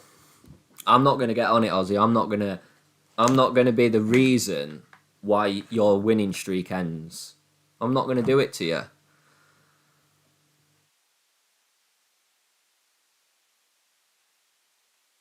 Oh, Ben's on Del Girl as well, though. We've got the two winners at the minute on Del Girl. Feel like I should take it. Oh, did Johnny Concrete come each way? That's quite annoying then, because in my Dutch I had Johnny Concrete and Tourist. I'll see you later, Sheep. I missed that. Thanks for joining us. Don't kick Reggie. Now, sometimes you need to kick in. Yeah, famous last words. What should I feel like I should leave it? Cause I don't want to be the one blamed for you and Ben losing this bet. What if I take it top 5? Is there any price on it?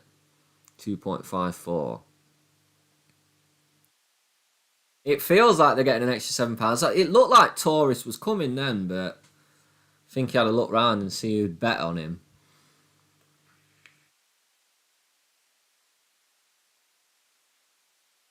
What, in this race, guys, you've got the place pot. If you hit 5, 12 or 15, well, we've got to cheer for the place pot. Is this the last race of the place pot? 1, 2, 3, 4.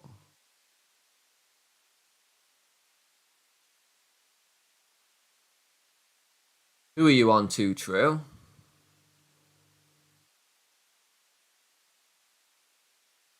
Off. I'll not be taking a bet then. Good luck to all. War Thunder towards the inside, sharing the early lead, jumping up on the outer Glen River, right there between horses. Warmer Days Ahead, and moving through now in the red and white colours. Internet Biddy takes over. As they approach the turn, Internet Biddy, Warmer Days Ahead.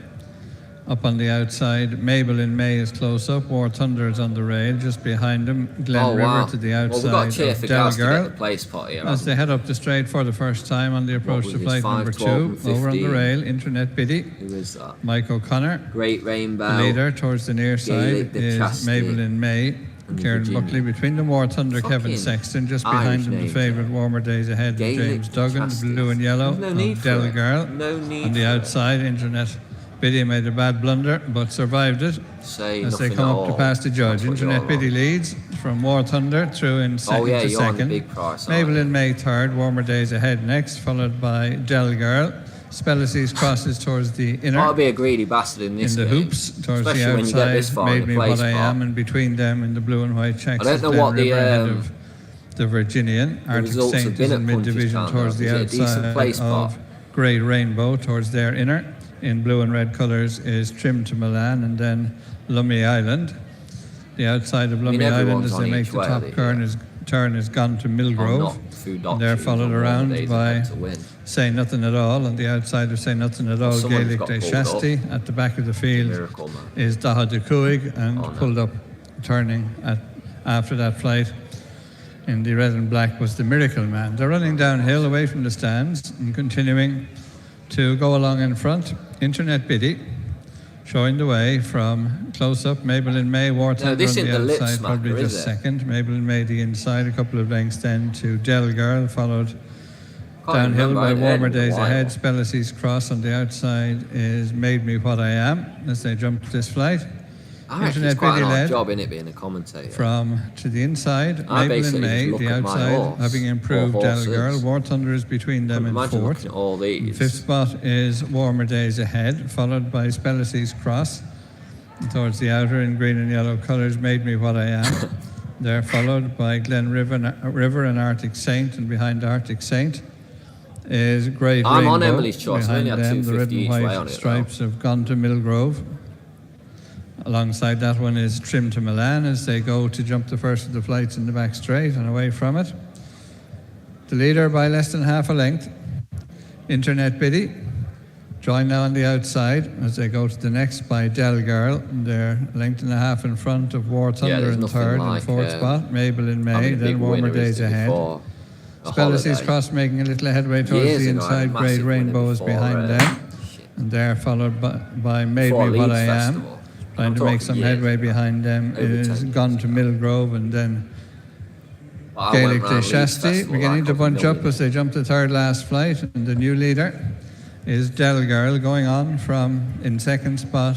Maybelline May, War Thunder on the outside, shaken up to improve between horses. Warmer Days ahead. Down to 5 to 1. They're followed around the turn by Made Me What I Am, trying to make headway just behind them.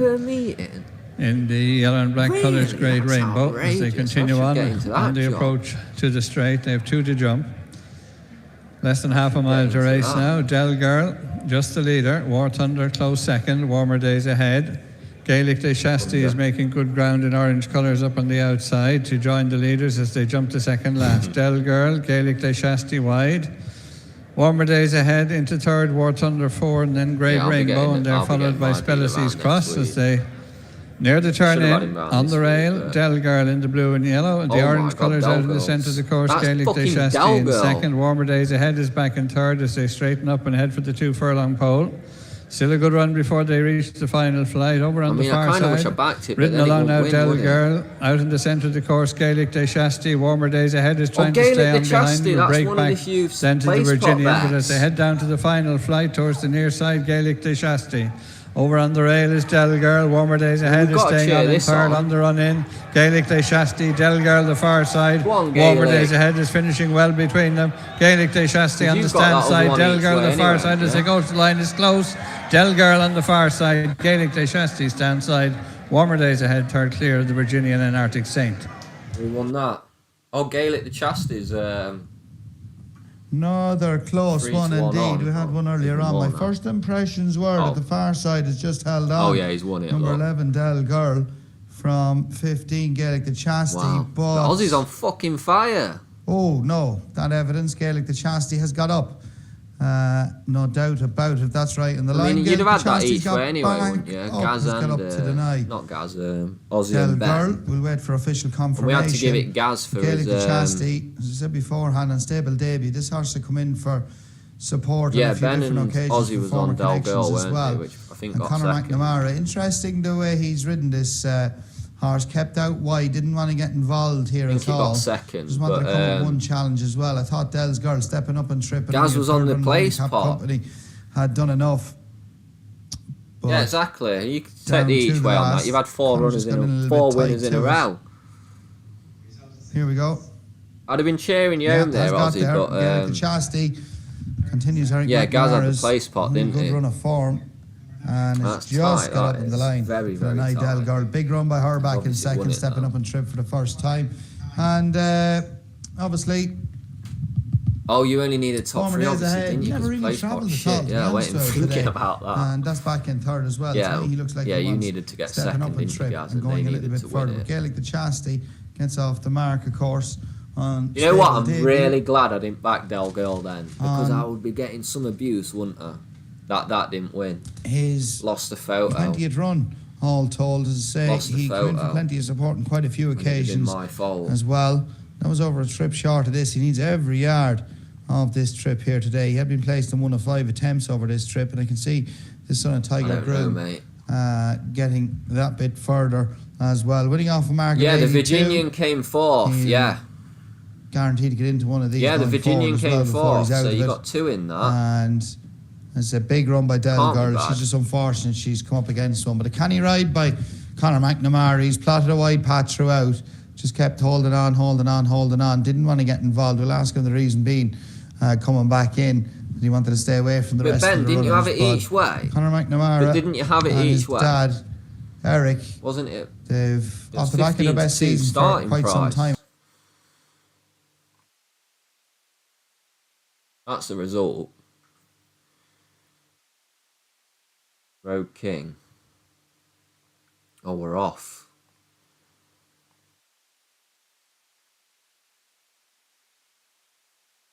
As they go now towards the final mile. Inside it with Amansar on the outside. We're on, lads. Walter Hartright. Those are the first 2. And then Miss Gitana in a clear third. A length and a half back to Wannabe a Wallaby in 4th position. A further length then to the outside Sundancer Girl. And still restrained is Road King in the hands of Sheen Orr, as now they're about to go through the halfway point, which means 6 furlongs to go as they leave the back straight behind them.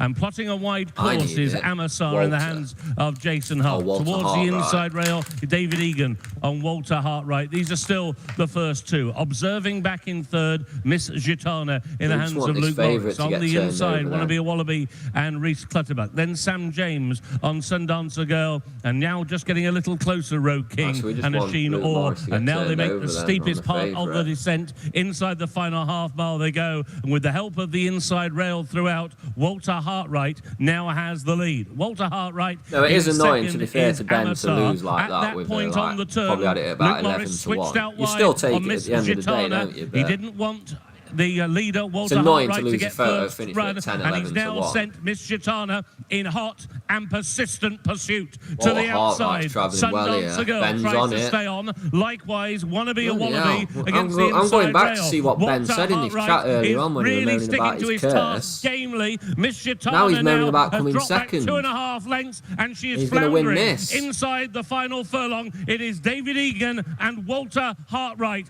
They were really softened up at the start of the race. They had to see off a host of challenges for the lead, but Walter Hartright is simply too good. Miss Gitana in second, and then Wannabe a Wallaby. Ed Dunlop loves to fire in winners at Beverley, and he has done so again with Walter Hartright, who reversed his form with the favourite Miss Gitana, but also...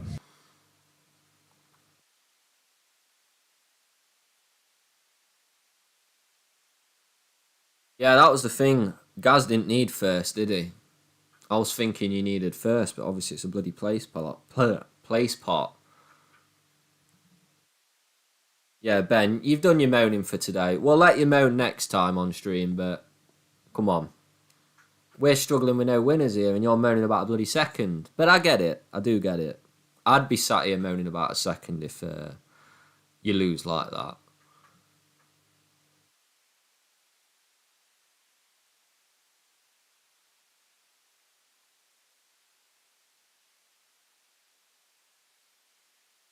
Just laid the favourite. The favourite was evens. Is anyone in this category? Are we moving on? Oh wait, people are in the 1635. Don't reach my quota. Oh, I'm in the 1635. I didn't even realise this is the Emily's Choice bet.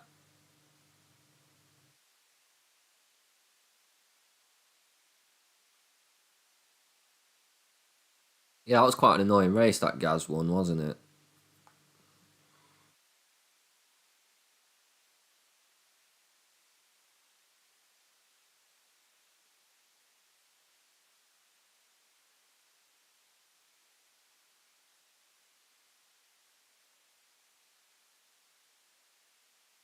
I'll take that bet on. I'll moan for the rest of the day.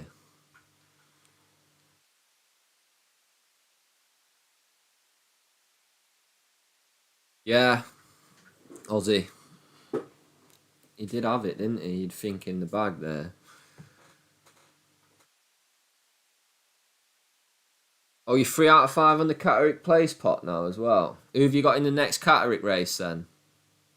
Gaz.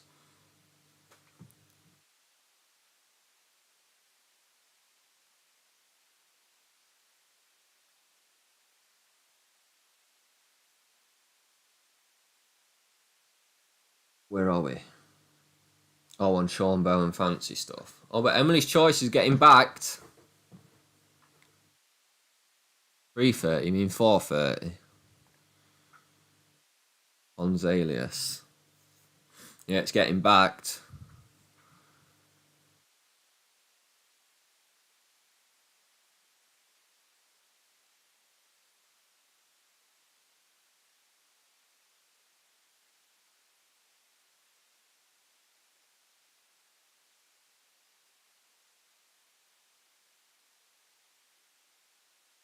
Three and 5. Gibbside and Clear White Light. We've got a Ponzalius. Oh, you've put most of your profit on. Wow. Well, we'll come to it. Some consistent live streaming, man. I like it. Got Knights Affair in this one, and fancy stuff after, so open at least one of these. Got a few with bets in this race, so we'll definitely watch it. The strike rate at the moment in the last couple of weeks, and Clear White Light was a winner 3 outings ago. Yeah, Aussie's just gone about 4 out of 4. We know also that Charlie Johnston's one was a second, horse, the best turned out, Pons and Lewis, will be staying on strongly. So they're both interesting runners, but I'll go with Clear White Light, but also with Gibbside. So I'll put a saver on Gibbside as well, because I think Gaz's bets have just been kiss of death by the pundit. He's got stamina questions to answer, Clear White Light and Gibbside. But I'll go Gibbside as a second option. The first option, Clear White Light. I am shit at getting videos out. You got to understand about loitering at the back. There's loading up processes. Watching yourself and listening to yourself. Big crowd here. You know they're expecting around 3,500 for this beer festival today.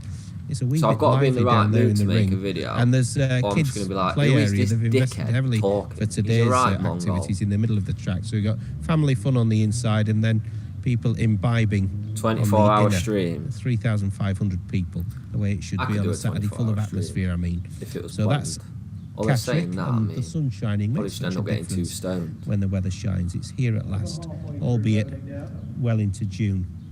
Well over half the field already in. We'll go to Gareth shortly. Let's just underline quickly the selections. Clear White Light, already a course winner. Yeah, guys, unfortunately, you did just get kissed Sable flying along. Although it is a Clear White Light spot, is going to stay. We know him as a hurdler, so there's no worries whatsoever. And with that in mind, I think George would have probably tried to make plenty of use of him, despite stall 11. Cheers, Bender.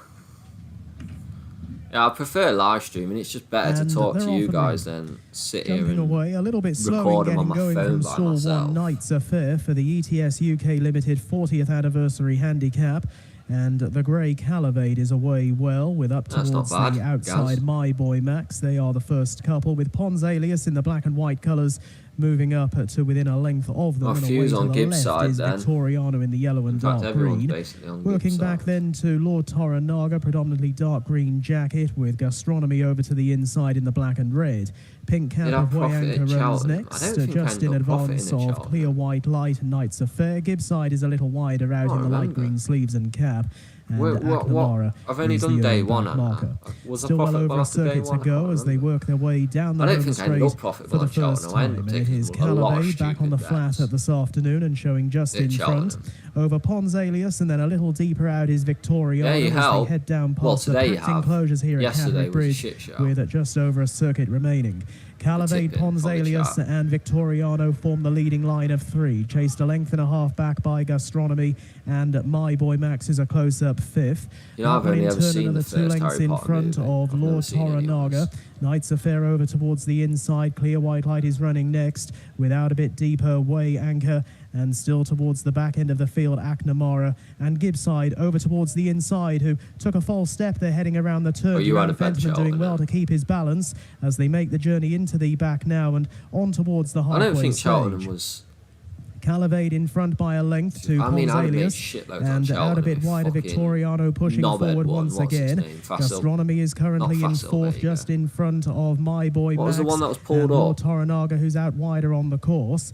They're being followed through at this point by Knights Affair over towards the inside. That one just tracking Gastronomy through quickly. Yeah, that's what I'm saying. I don't think Cheltenham was too hard to make money at, because it was just and still Way Anchor, Gibbside and Aknamara are the back trio. They now make the journey left-handed and out of the far straight. Calavade looking to make all is just a neck or so to the good over Victoriano, a close second. Lord Toranaga breezing into contention now, a close third. Gastronomy is in 4th. Pons Alias just being niggled along and has all mine got fucked. El Fabiolo, with Knights Affair as they are less than 3 furlongs from home. Calavade now coming under pressure to try and maintain the lead. Lord Toranaga looks threatening, and Victoriano driven along between the pair. Black and red colours away to the left. Gastronomy starts to come into it. Knights Affair against the rails is also picking up as they head down with less than 2 furlongs to go. Calavade has now lost the lead. Knights Affair along the inside of Lord Toranaga Gastronomy, and here's Gibbside from a long way back as they're now under a furlong from home, and Gibbside coming through the centre to join Knights Affair. Gastronomy wider out of them as they race downhill to the finish. This is some ride from Duran Fentiman on Gibbside. He nearly came off halfway round. Gibbside it is who scores, beating Knights Affair. Gastronomy. Yes, I know my uncle avoided El Fabiolo, saying he didn't fancy it, rubbing it in my face. What a ride. Number 3, Gibbside, the winner, Duran Fentim, and the horse took a false step on the bend. But well done to backers there. Oh, I'm in banger. Of Emily's Choice, a further break of 3 lengths. Emily's Choice, Rory's Story, Ozzy's got a lot of money on followed by fancy stuff, so I'll take a second. Then Gentle Connections, the white-faced Stamina Shope from the Gambler. No, we're smashing Ascot this year. We'll live stream Ascot and we're going to fucking smash it. One Way Express narrowly over Cotton End on the left. 3 lengths away to Emily's Choice and Admiral Sunset in a red jacket. A few of you on Gibbside there, weren't you? Another one that I nearly backed. Harry Skelton in the black and beige alongside Smurfette. Don't want to ruin everyone else's fun. Stamina Shope, the Gambler and Fancy Stuff. And they're all blame me when Emily's Choice comes last year. So 1 complete circuit ahead of them. A further 8 fences to jump. And the next one coming up quickly. I'd love to know what my dog just barks at. Cotton End moving on now from One Way Express. The pair exchanging the lead in the early part of the race. Still I'll nicely take a clear. place here on Emily's Choice and Admiral Sunset from Rory's Story, Smurfette. Gentle Connection, Stamina Shope in the light blue, the Gambler in the dark green. And lastly, Fancy Stuff. Rory's Story just a little bit long out over the 7th as Cotton End leads them on to the only other fence on this section of the track this afternoon. Through halfway they go. Cotton End, grey head in front in the hands of Sean Houlihan over One Way Express and Toby Wynn. Emily's Choice, the Raw Blue, disputing third still with Admiral Sunset. Smurfette is on the inner of Rory's Story, who's in the shades of blue. Then Gentle Connections, the Gambler, Stamina Shope, and 2 lengths to Fancy Stuff. They're about to run the D-bend at the end of a circuit, a mile or so to travel. And a further 6 fences still to be negotiated. And Cotton End drawing herself out in front, it would seem, by shade over 2 lengths to One Way Express. Admiral Sunset third, closer to the leading pair. Then Emily's Choice to Rory's Story, Smurfette on the inner of Gentle Connections, the Gambler in the dark green out wide. Then the white-faced mare, Stamina Shope, and Fancy Stuff, still ridden with great patience by Sean Bowen. Over the 9th, Cotton End, One Way Express joined and had a bit of a coming together with Admiral Sunset. Emily's Choice Express needs a bit of encouragement.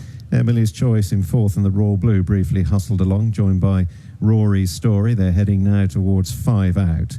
Cotton End, Admiral Sunset, One Way Express back in 3rd, Rory's Story wide of Emily's Choice. The Gambler in the dark green and yellow getting much closer over the open ditch. Cotton End in front, but was long. Stamina Shope, the last to land. Fancy Stuffers made a place. They're moving towards the 3rd last.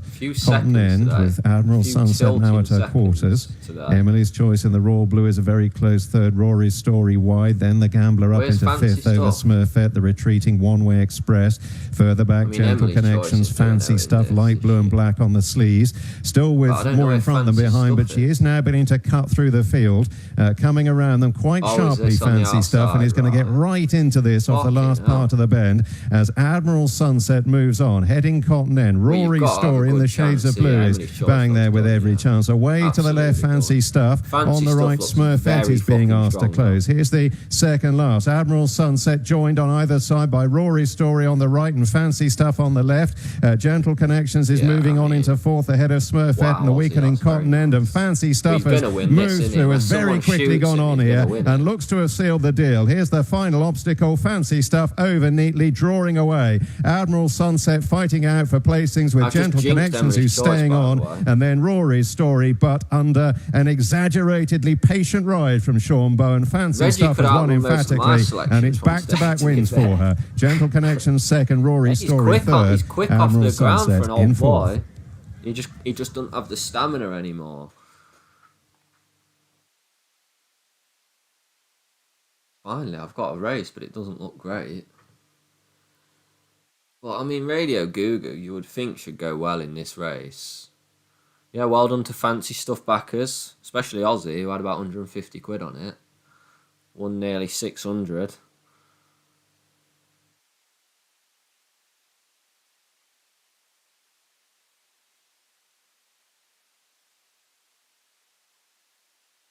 God, Billy Joe's been fucking hammered.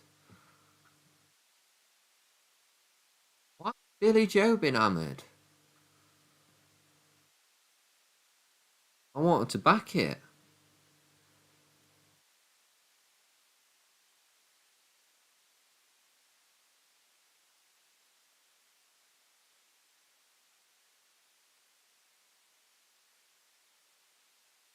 Yeah, Ozzy's had a fucking bang inside it, hasn't he? The problem, you got to ride the wave, haven't you, when it comes? You definitely got to ride a wave when you're on a heater. You got to chill out when you're on a fucking downswing. Yeah, we're very similar here, Gaz, but I'm not going to get Billy Joe. Or Tough Enough. Tough Enough's also been hammered. The two I've backs drifted, and the two I wanted been hammered.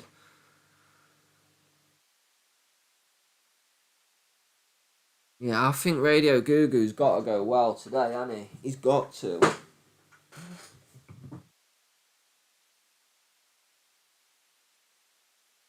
Although I keep saying that, and they don't do anything.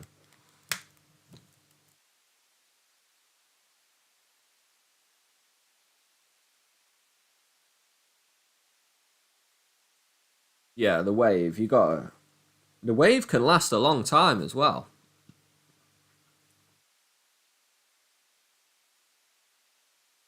Fresh, yeah. Can't argue with Fresh. Again, I've got a bit of a soft spot for Fresh. Why is Lear Special drifted like that? Again, I would expect...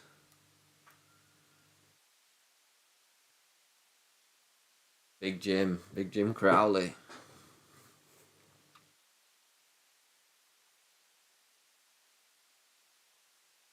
Yeah, that was a good race, that moving force race.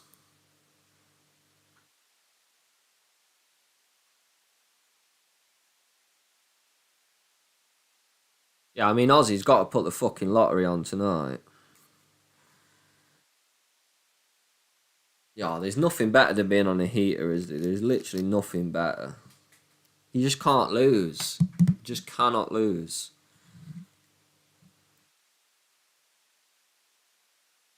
Mindframe's running tonight, is he? I do have Mindframe on, but that's not till the... what is it? Breeders' Cup, that's it. Jesus Christ. I'm not going to get me over to... If Tough Enough or Billy Joe wins this, I'm not going to be happy. Tough Enough's been hammered. I wanted it 17. It's 9.4.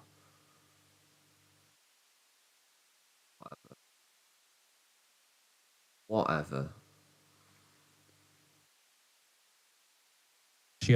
Martin's got butterflies ahead of it. Billy Joe, stall 15th. That worry you at all? It does a little bit, just given that Radio Gugu. Oh, we've got an upswing versus a downswing on Fresh. We'll see. The downswing will normally win. We'll see how hot Ozzy is here if he's against the downswing on the same horse. She's got a chance because she normally lose to a downswing potentially in the lead. A downswing. I thought drawn next door to Radio Gugu, Mustard Job was probably the most interesting at the prices. Obviously, very competitive race, but he ran in the Victoria Cup last time out, wasn't disgraced, finishing in mid-division. His previous win at Silverley, he had crazy in hand that day, and I think he's got more than enough pace to drop back to 6 furlongs. He has won over this trip when he was a younger horse. And they tried him in group company over 6 furlongs last season, which was just asking a bit too much of him, but I think Mustard Job drawn right next to the pace. He might just stalk Radio Gugu through and be able to pounce inside the final couple of furlongs. So I'd certainly give him a chance at around 9-1. Tough Enough look really well. The paddock. Well, upswings when you're on one and you can't lose. Downswings when you can't win anything. He's dropped £2 no matter what you do. We haven't seen him in under nearly 2 days, but upswing, I thought he looked can't ready to go. Yeah, no, he did. He did look well, and obviously you've got the weights dropping Fresh in here as well. He's got loads of real high quality sprint handicap form to his name, which you could give him a chance on. He wasn't actually beaten far, although he finished down the field in 12th at Newbury last time out. He was only beaten 4 lengths. He's had a 50-day break, but he's become a little bit quirky in his older years. Good races in Ascot, and he just doesn't Horse win. races No, he doesn't. And he's banging tried headgear. He tends to miss the break nowadays, and he probably would want them to go a strong gallop. Billy Joe's been very consistent, and he's just kept on improving, really, hasn't he? To be honest, as well as being consistent, he has kept on good sort of things steadily come to an progressing end over the with last 12 heaters. months. He had a busy and successful all-weather season, and he's translated that onto the turf as well. He's Never another feel a bad little bit about like winning. Fresh, though. He can get on the back foot early, so he would want the pace to be strong. The wind has died down quite a bit now. I know that a few of the jockeys have talked about the headwind, but that has seemed to have died down quite significantly. Le Special, he's going to be suited by going back up to 6 furlongs for sure. He was outpaced over 5 last time out, but did rally as if he was in good form. But my token selection, Mustajab, from stall number 6 to track Radio Goo Goo through. I think if he's in the form he was when he won at Southwell on his penultimate start, he's every chance. Okay, loading quickly. Intrinsic Bond, former winner for Great St. Wilfred, will win the stall 11. Sylvester de Souza on board. Abduction, Jim Crowley takes the ride today. Gisborne good on his penultimate start. Disappointing last time out. And to complete the lineup is Radio Goo Goo. He'll win the stall 7. Richard Kingscote chasing a quick fire. You can be a mod, Aussie. Nearly set for Betfred. I don't have a clue how I set it up. Handicap Stakes. Here's David with a call. Cheers, Niall. Yeah, I'll sort some mods out, but like I said, I wouldn't even know how I'd go to go to the stars, and also the Philly Radio Goo Goo. Intrinsic Bond is there, so just Radio Goo Goo. Blindfolded, drawn in the middle, stall number 7. I mean, so the only one I've seen is are set to race. That youth who wants the Tories and out. They're off and running in the Betfred Join Our Sports Club Reverence Handicap over 6 furlongs. Radio Goo Goo away quickly. So to Le Special.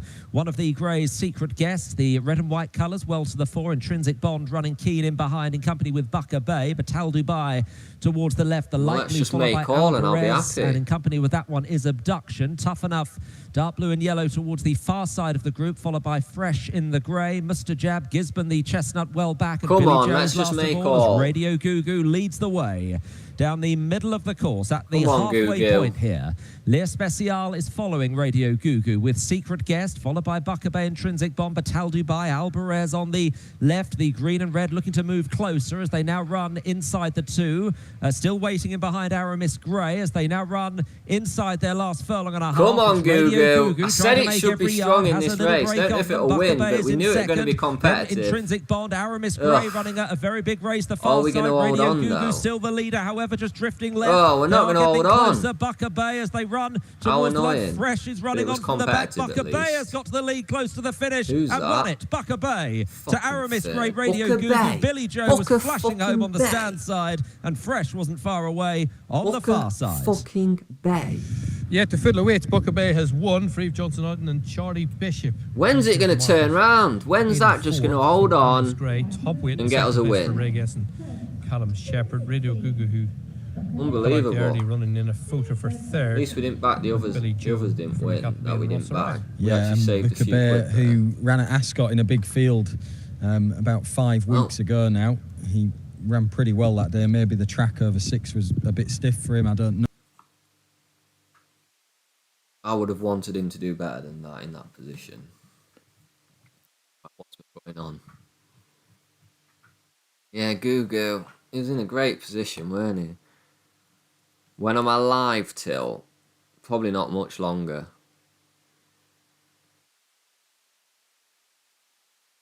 Oh, you got nabbed for 4th? Who was you on? I don't even know who you was on. Was it Fresh? Did Fresh get nabbed? Yeah, the upswing can't beat a downswing. Fucking Bucker Bay. Oh, did Billy Joe give him a 5-length head start? I wasn't looking because Radio Goo Goo got such a good start. That's all I keep my eyes on. And Le Special, my other one, he was just stalking him.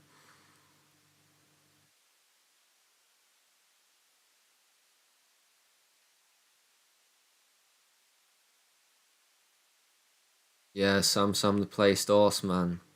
It would be fine if I backed them to place, but we go for the glory with the wins, don't we?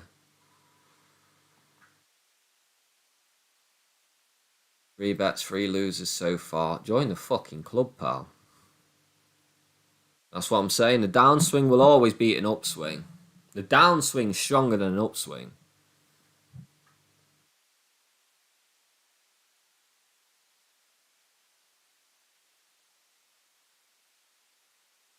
This isn't the first time he's mentioned 9 o'clock. Let's put it on for him.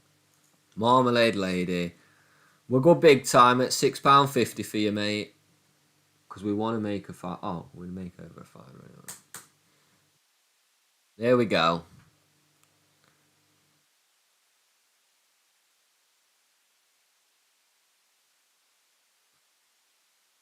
Oh god.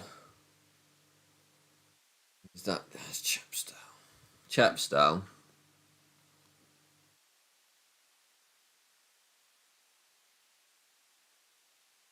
Oh, you're asking where the 9 o'clock is? Yeah, Chepstow.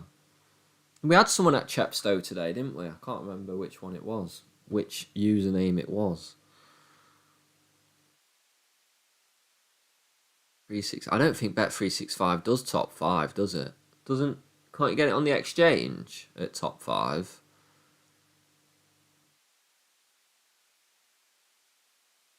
What would I... Oh, you're on What Would I Know?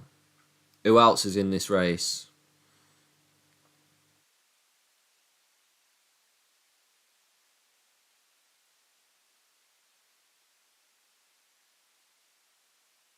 Cheeky 3-year-old race.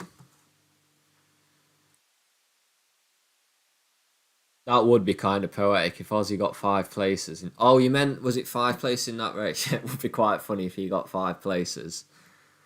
Do we like the favourite at Beverley?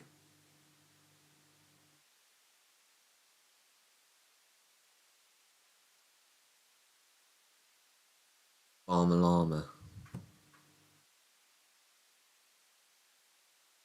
Oh, 452.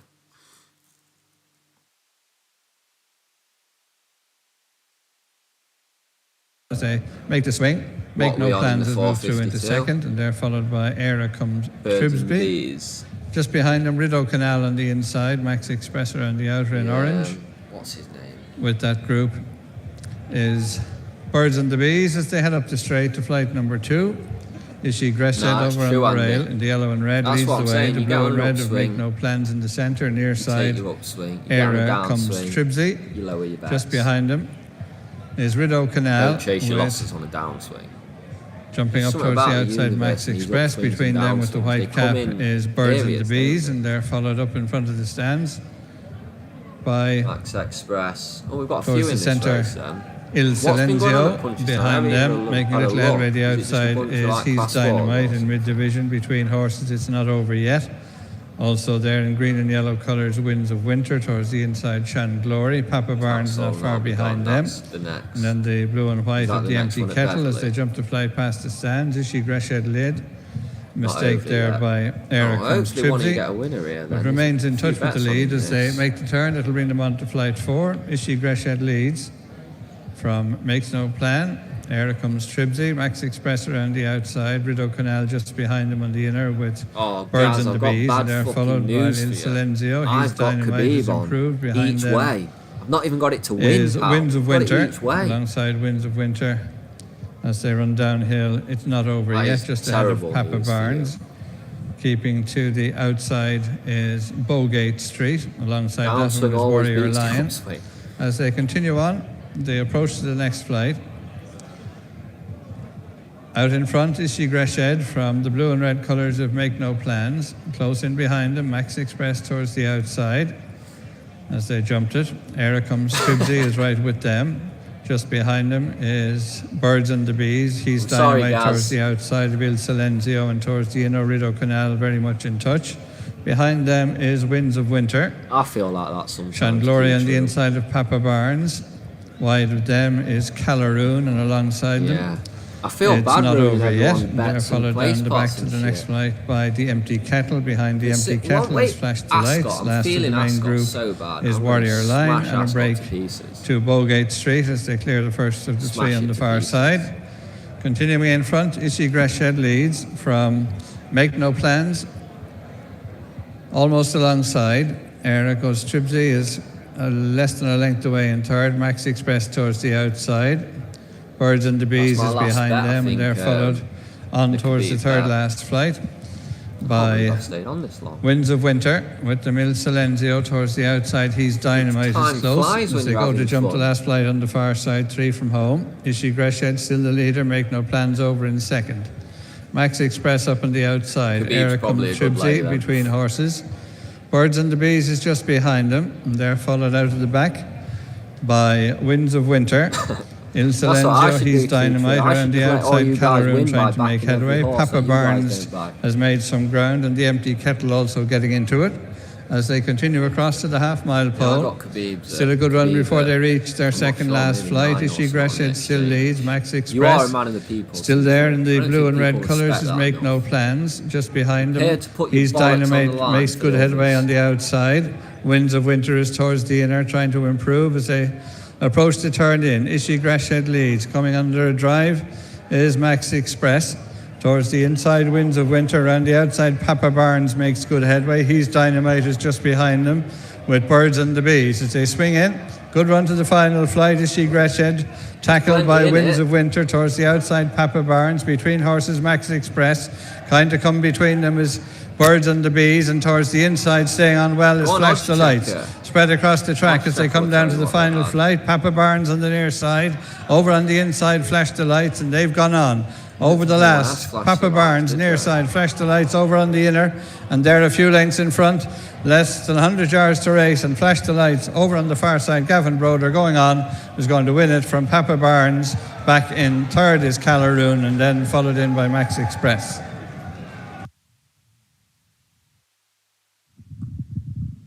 Yeah, Flash the Lights has won and won well. Our penultimate race of the afternoon, second division of the 80 to 95 over the extended.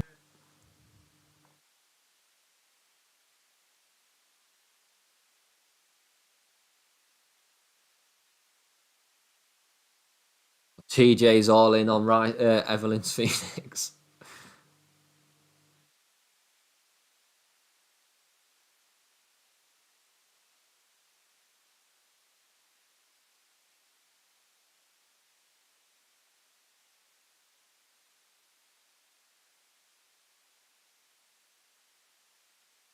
What race was it?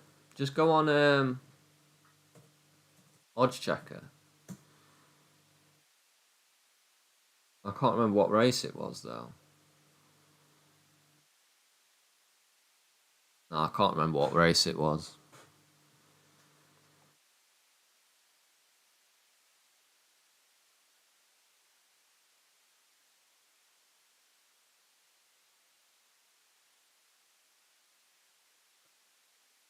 Yeah, Lozzie. Well, I suppose you got to ride the wave.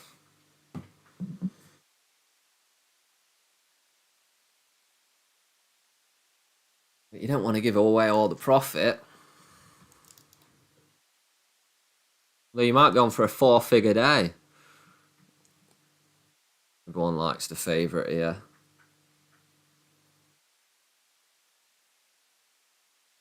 Oh, they're going behind. Good luck to favourite backers.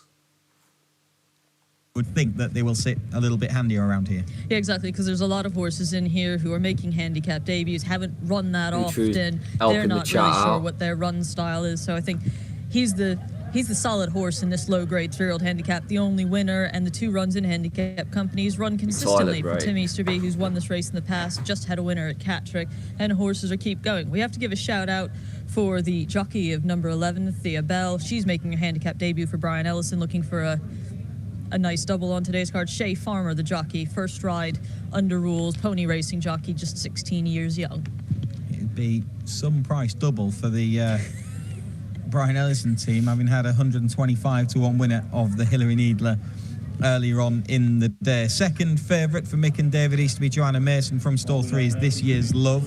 Back on better ground might help, still unexposed. Still unexposed, maiden for 5 starts, but did finish third on debut at Ponty on good ground. Back to this, was being a little bit of a monkey in the paddock and on the way down to the start, but luckily in the gate, all's well. Just going forward there is number 8, Porton Starbird, who maybe went better as expected on handicap debut last time out, sent off favourite, up in trip today.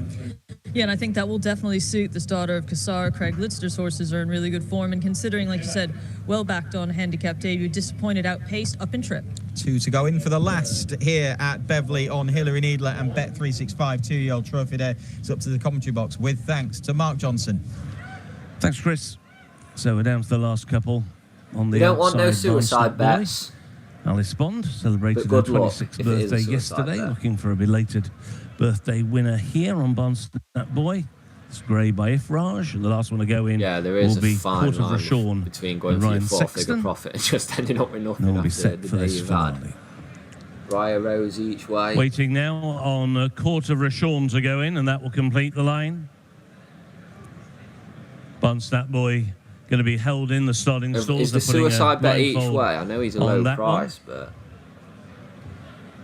Court of Rashawn has just turned his back on the starting gate, now pirouetting. Yeah, but if you lose this one, I mean, it's still been a nice hot in the streak. outside Still stall up a 11. Nice amount of money. The others are waiting quite patiently. That's the thing, as soon as you start hitting your downswing, you lower those bets until you feel confident again. Goes forward. They're in the gate. What have you laid, though, Tutra? There's a few they're off. bets in 7.5 furlongs ahead of them. Port and Starboard was away very alertly on the outside. What Would I Know is going to chase the pace, and between those two is Dan Diva. Out very wide is Keen, Barnsnake Boy, as they go into the turn. Briar Rose is Keen at the back of the field with Court of Rashawn last but one, and last but two is the well-back favourite Evelyn's Phoenix as they make the run down the hill. And it is Barnsnake Boy who's pulling very, very hard at the head of affairs, but has the lead over Port and Starboard, who races in second. A length and a half back to What Would I Know, who is in third. To the inside, Dan Diva is in fourth position as now they make the turn on inside the final half mile. Around the outside, Thea Bell racing alongside Madame Christine. Then to the inside, This Year's Love. Next in the yellow, Evelyn's Phoenix. Or it's just been pushed along to go the gallop. On that one's outside, Court of Rashawn, and Briar Rose is still the back marker as they made the turn in, and now they're climbing on towards the final 2.5 furlongs.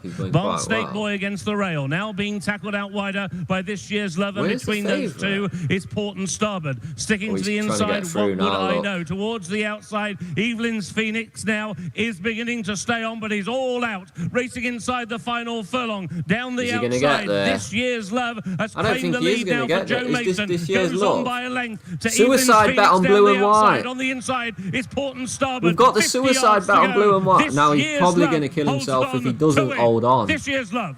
Boom. Two in second, Evelyn's Phoenix, and then on the inside, bet Port one. And Starboard. Am I going to get banned for keep saying the word suicide? This Year's Love wins for Nick and David Easterby, Joanna Mason. I need to start typing in the chat. Is the favourite Evelyn's Phoenix, and the winner. That's how you get your winners. Run. The key, I think, was the early part of the race, and from stalls 2 and 3, these two horses. Both sort of taking up their early positions in a race that was very well run. I think they both wanted to be handier, actually, and in the end, with the pace being very strong, with Barnsnake Boy sort of running away with Alice Bond early.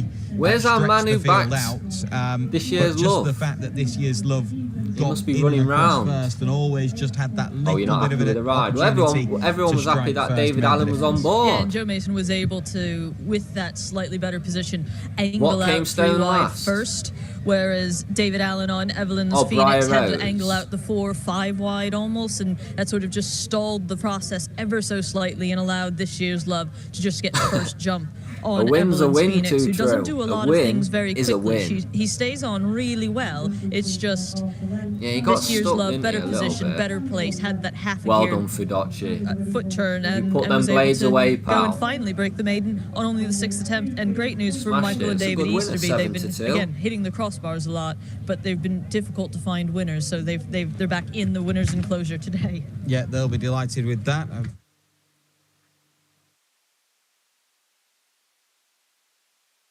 Oh, I'm in this Catterick race.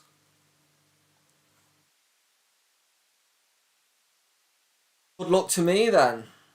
I think this is my last bet of the day, is it? Oh, I've got a bet on to...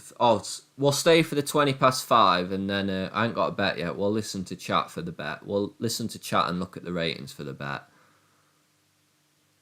Yeah, you're lower now, Aussie. You still up loads of money. Great Roads last year.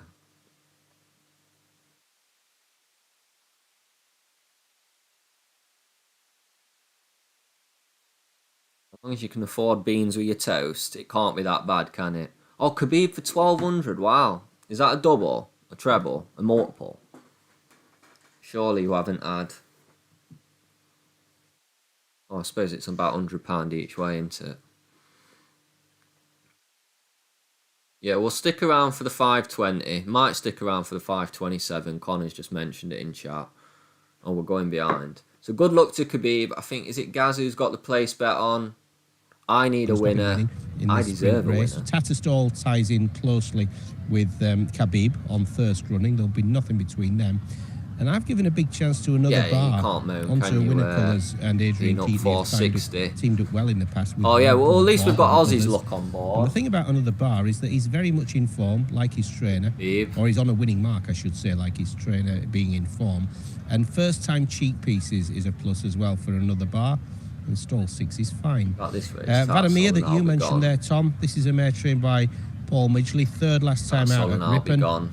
3-time course and distance winner. Good luck with the bet. I'm going to watch that one today, but I hope it runs well. Yeah, I mean, you can't moan, Aussie. You've had a great day, pal. I interviewed Duran Fentiman after his winner earlier. Each way treble, and the other two's coming up. And of his 3 remaining mounts, which are interesting, they include Music Society in the last.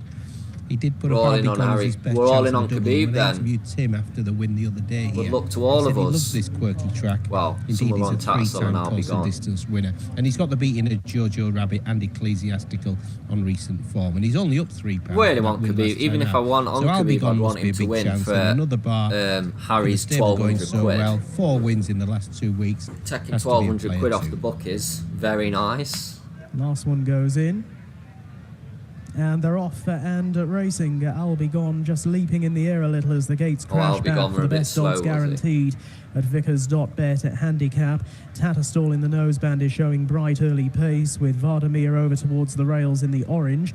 That one being tracked through by Jojo Rabbit, and wider out is another bar. Another bar is just ahead of Le Beau Garçon and I'll Be Gone, who's now making up a spot of ground. Further down the pack, Ecclesiastical, last year's winner, Ready, Freddy, I missed that. Yeah, any bets on the Euros? I do have England on. I've got 20 quid on England at the minute. I would normally load up on them, but I just don't fancy it. They are still the leading pair. They're being followed in third by I'll Be Gone, and then Le Beau Garçon, who's trying hard to finish towards the outside as they make the approach to the last furlong. Against the rails is Vadamir, overtaken now by Tattersall. Tatterstall's gone to the front by a length to Vadamir. I'll Be Gone is back in third, but it's Tattersall in front and going home strongest under Daniel Musker. Well, a few you're on that, weren't Michael Dodds. Tattersall is the winner. I'll Be Gone is second. Tight for third, Vadamir, and out wide of the running on, Le Beau Garçon. What the hell did Khabib do in that race? And isn't that what Le Beau Garçon does? He runs on at the end of his races. He might well go in trip again in future. He's involved in the photo for the minors, but no doubt about Tattersall, who's made just about all from stall number 5. He went down early to post along with Vadamir. That was disgusting. And Tattersall has won under Daniel Muscat, who's travelled all the way up here. Oh, well done, Ben. Ben's on a right heater as well, to be fair. For Darlington informed trainer Michael Dodds. And Tattersall, we talked about this horse before. He'd finished third just behind Khabib when they met last time out. Khabib was trying to close I don't like it when they don't even give me a couldn't get into it as the pace held up. It was all about Tattersall going well from stall 5. And ironically, Khabib, who was better drawn in 3, couldn't quite get into it. Third is number 7 and fourth number 6. So Le Beau Garçon third, Vadamir never even in fourth. Any and kind Vadamir of position. running into form now. Was the jockey? That mare, Tommy. the 5-year-old, 3-time course winner, but she runs well in defeat. But let's get back to this winner. Tattersall found an injection of pace. He should be more competitive and went than on that. well to win under Danny Muscat. Ready, Freddy, go. Last year's winner was always in rear, as was Castan, as was Ecclesiastical. Jojo Rabbit showed pace in the first furlong but dropped away. And I'll Be Gone. It's worth bearing in mind that this horse fly jumped a bit, leaving the stalls, was in 6th through the first I mean, a lot of the time the race is so tight. It is how they're ridden, what position they get themselves really into, You can't be doing that in 5 furlong sprints on good to first. Never fucking competitive there.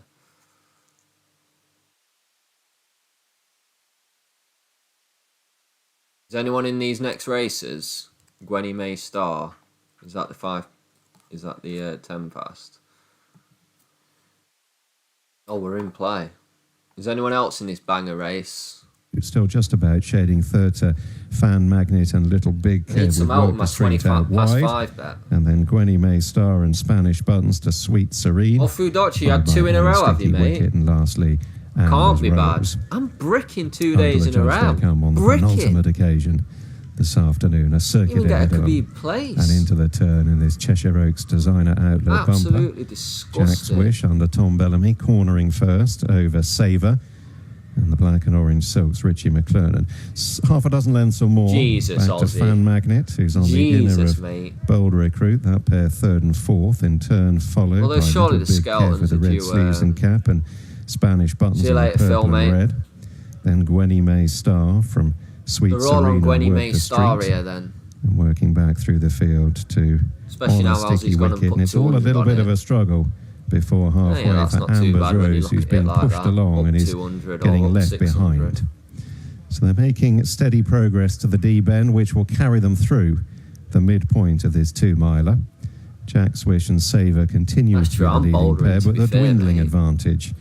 Only a couple 2 of days in a row, now. bricked On on Fan Magnet, stream. he races enthusiastically. I thought the stream in was third. good luck Brian Hughes looking last for a bit of week. cover in behind the leading pair aboard Fan Magnet.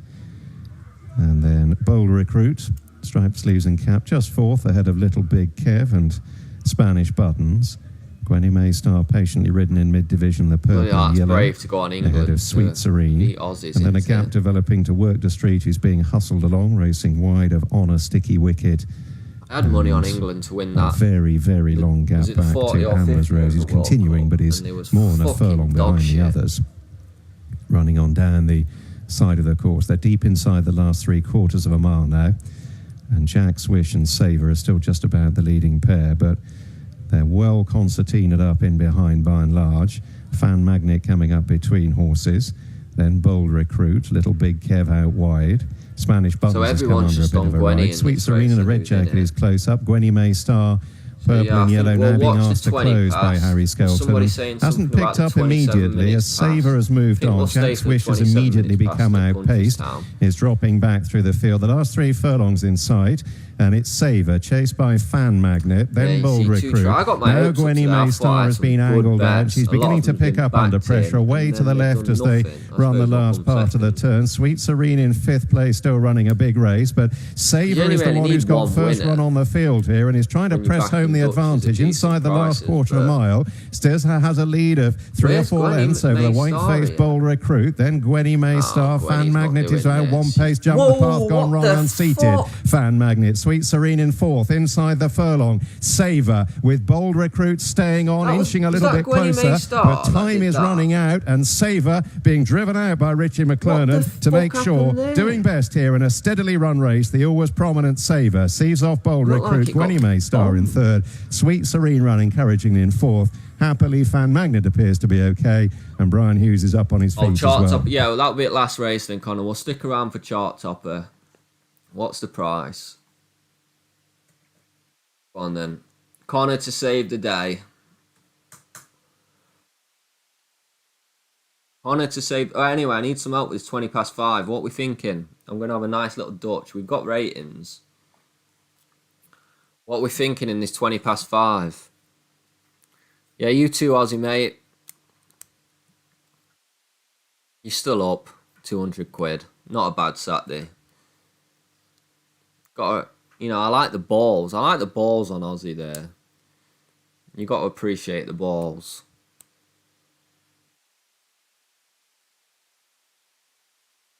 Yeah, see you later, mate, Aussie. You deserve a drink, pal. What are we thinking with this 20 past 5? Let's get a Dutch on board.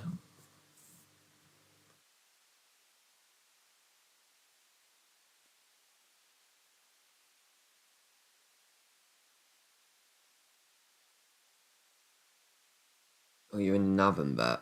Dashing Darcy at Gressington.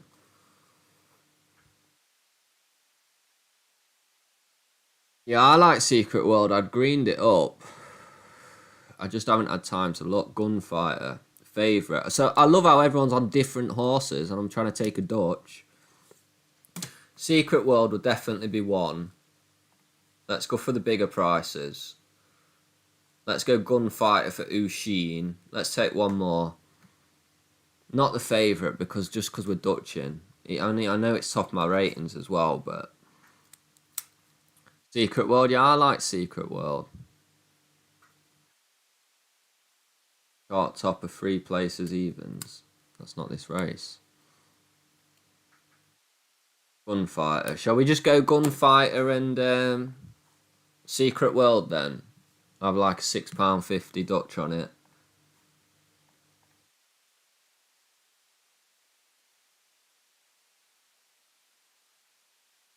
That's true. Too true. That is true. There is no way Secret World wins this bet.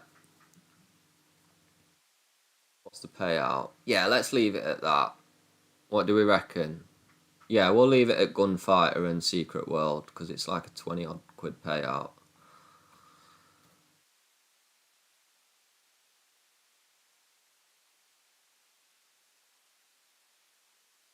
Day saver at the end. This is our day. Oh, let's put this Navan race on because someone had a bet on it.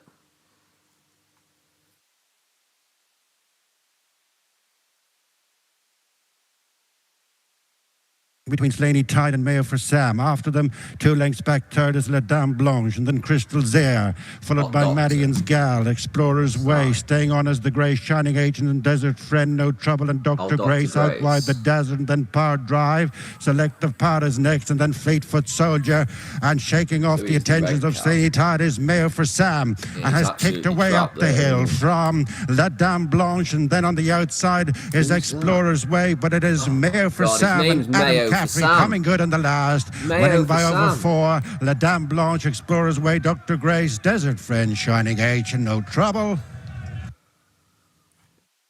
Should have had Mayo for Sam. I like Mayo. Well, I think you can get 14 to 1 or so about the Mayo footballers winning Sam Maguire in 2024.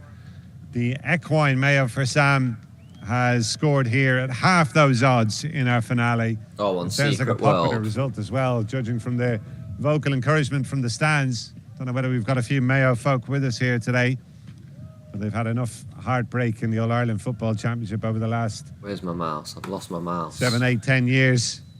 Well, let's just hope Secret World bangs home then. Saves the day. Nice £30. Oh, of course it drifts as soon as I put the price on. It's for Alfie. We should have definitely been on Mayo for Sam.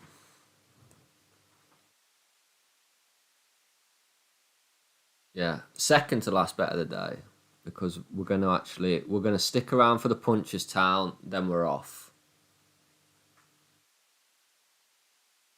We'll win profit.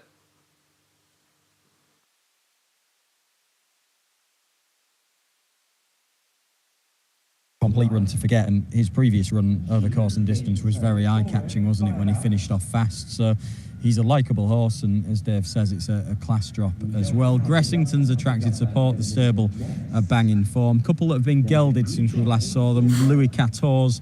And How's the Governor? I wouldn't be dismissive of at a big price. I was impressed with him when he won at Doncaster last season. He did lose his way a little bit after that, but he's had a break and been gelded and looked well in the paddock. How's the Governor? Clive Cox from Richard Kingscourt enjoying a fine couple of days. Right. Last one goes forward, Invincible Aura. Let's get to the event. Get the call. And in goes Invincible Aura. They are set, 9 of them. Well, good luck to all again. And there are first division of the Betfred Bet Builder Sankey Handicap over 1 mile. Gressington away pretty smartly with Gunfighter, the gold cap, and coming across from the outside stall, Secret World under Joe Fanning with Invincible Aura a handy 4th. New Chelsea next with Cerulean Bay, the stars on the light blue jacket. The back 3, How's the Governor, just ahead of Dashing Darcy, and Louis XIV. We've got Usheen here to bail us out as they head into the turn. And it's Gressington under Callum Rodriguez, leading by a length to Gunfighter, and Oisin Murphy looking for his second winner of the afternoon, in second place currently ahead of New Chelsea, Invincible Aura, then the filly Secret World on the outer of How's the Governor, and then Cerulean Bay, Dashing Darcy, and Louis XIV not travelling in last place, still chased along and a little way adrift. They've got less than 4 furlongs to go, so past the halfway point, and Gressington has the advantage to Gunfighter in second place. Gunfighter poised on the outside. New Chelsea, Invincible Aura, Secret World in fifth, no more than 3 lengths off the lead. Then How's the Governor, Cerulean Bay looking for a little bit of room.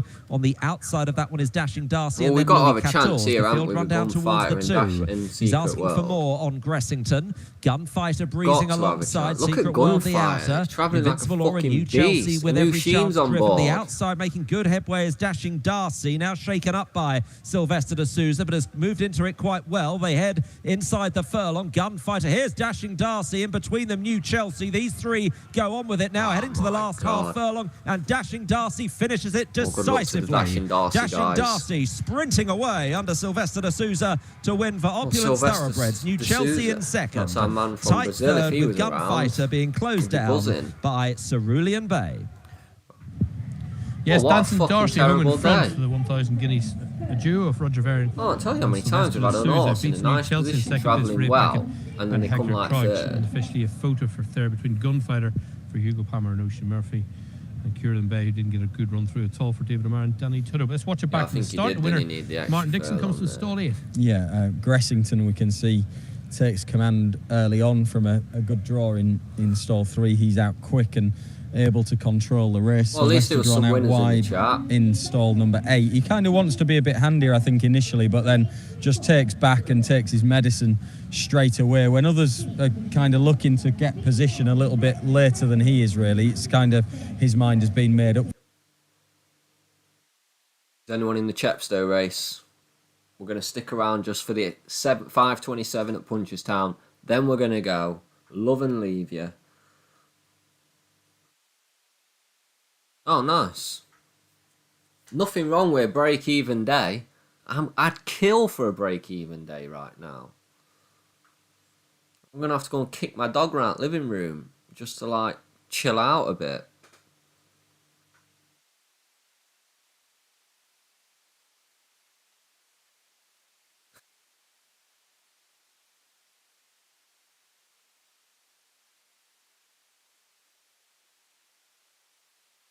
Is anyone in this race? We are starting to wind down.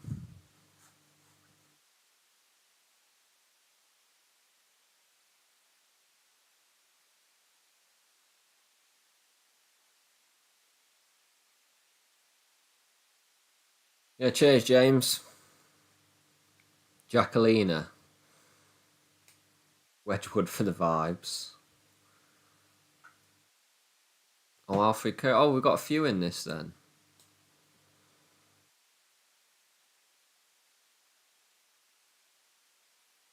Good luck to all. How's that? So we've got the top. What? We've got the top 5 in the market backed. Oh no, wait, no one's got Louis Trez. Someone's having a winner. Whoever needs it most is having the winner.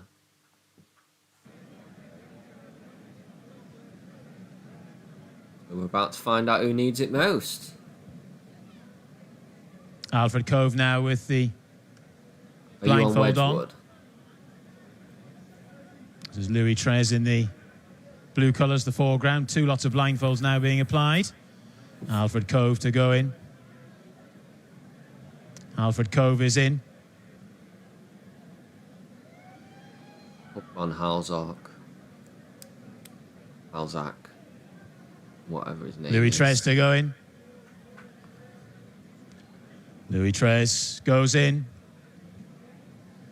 Fast and oh shit! Should be Fast and Furious. Jacquelina in the foreground, Darkened Edge in the background. Wedgwood still to load as well. Surely we're going to get a winner in chat here. In goes Jacquelina.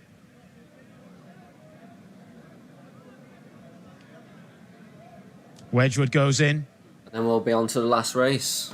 We were hoping Connor bails me out. Darkened Edge will be the last. In the hands of Connor Planis. Good luck all.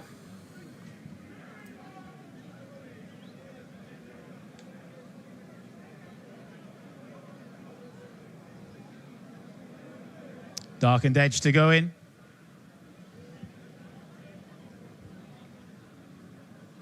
Won't stand down.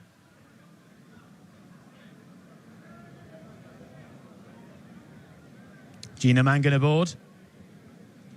Not very keen of going in, won't stand down.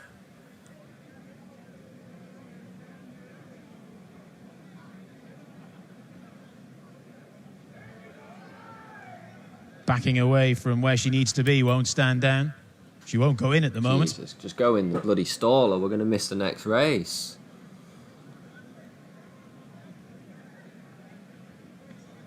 Taking quite a bit of persuasion.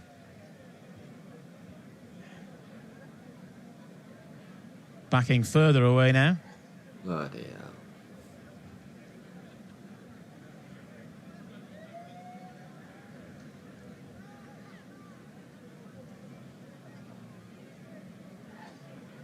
Oh, she's getting very on edge now, won't stand down.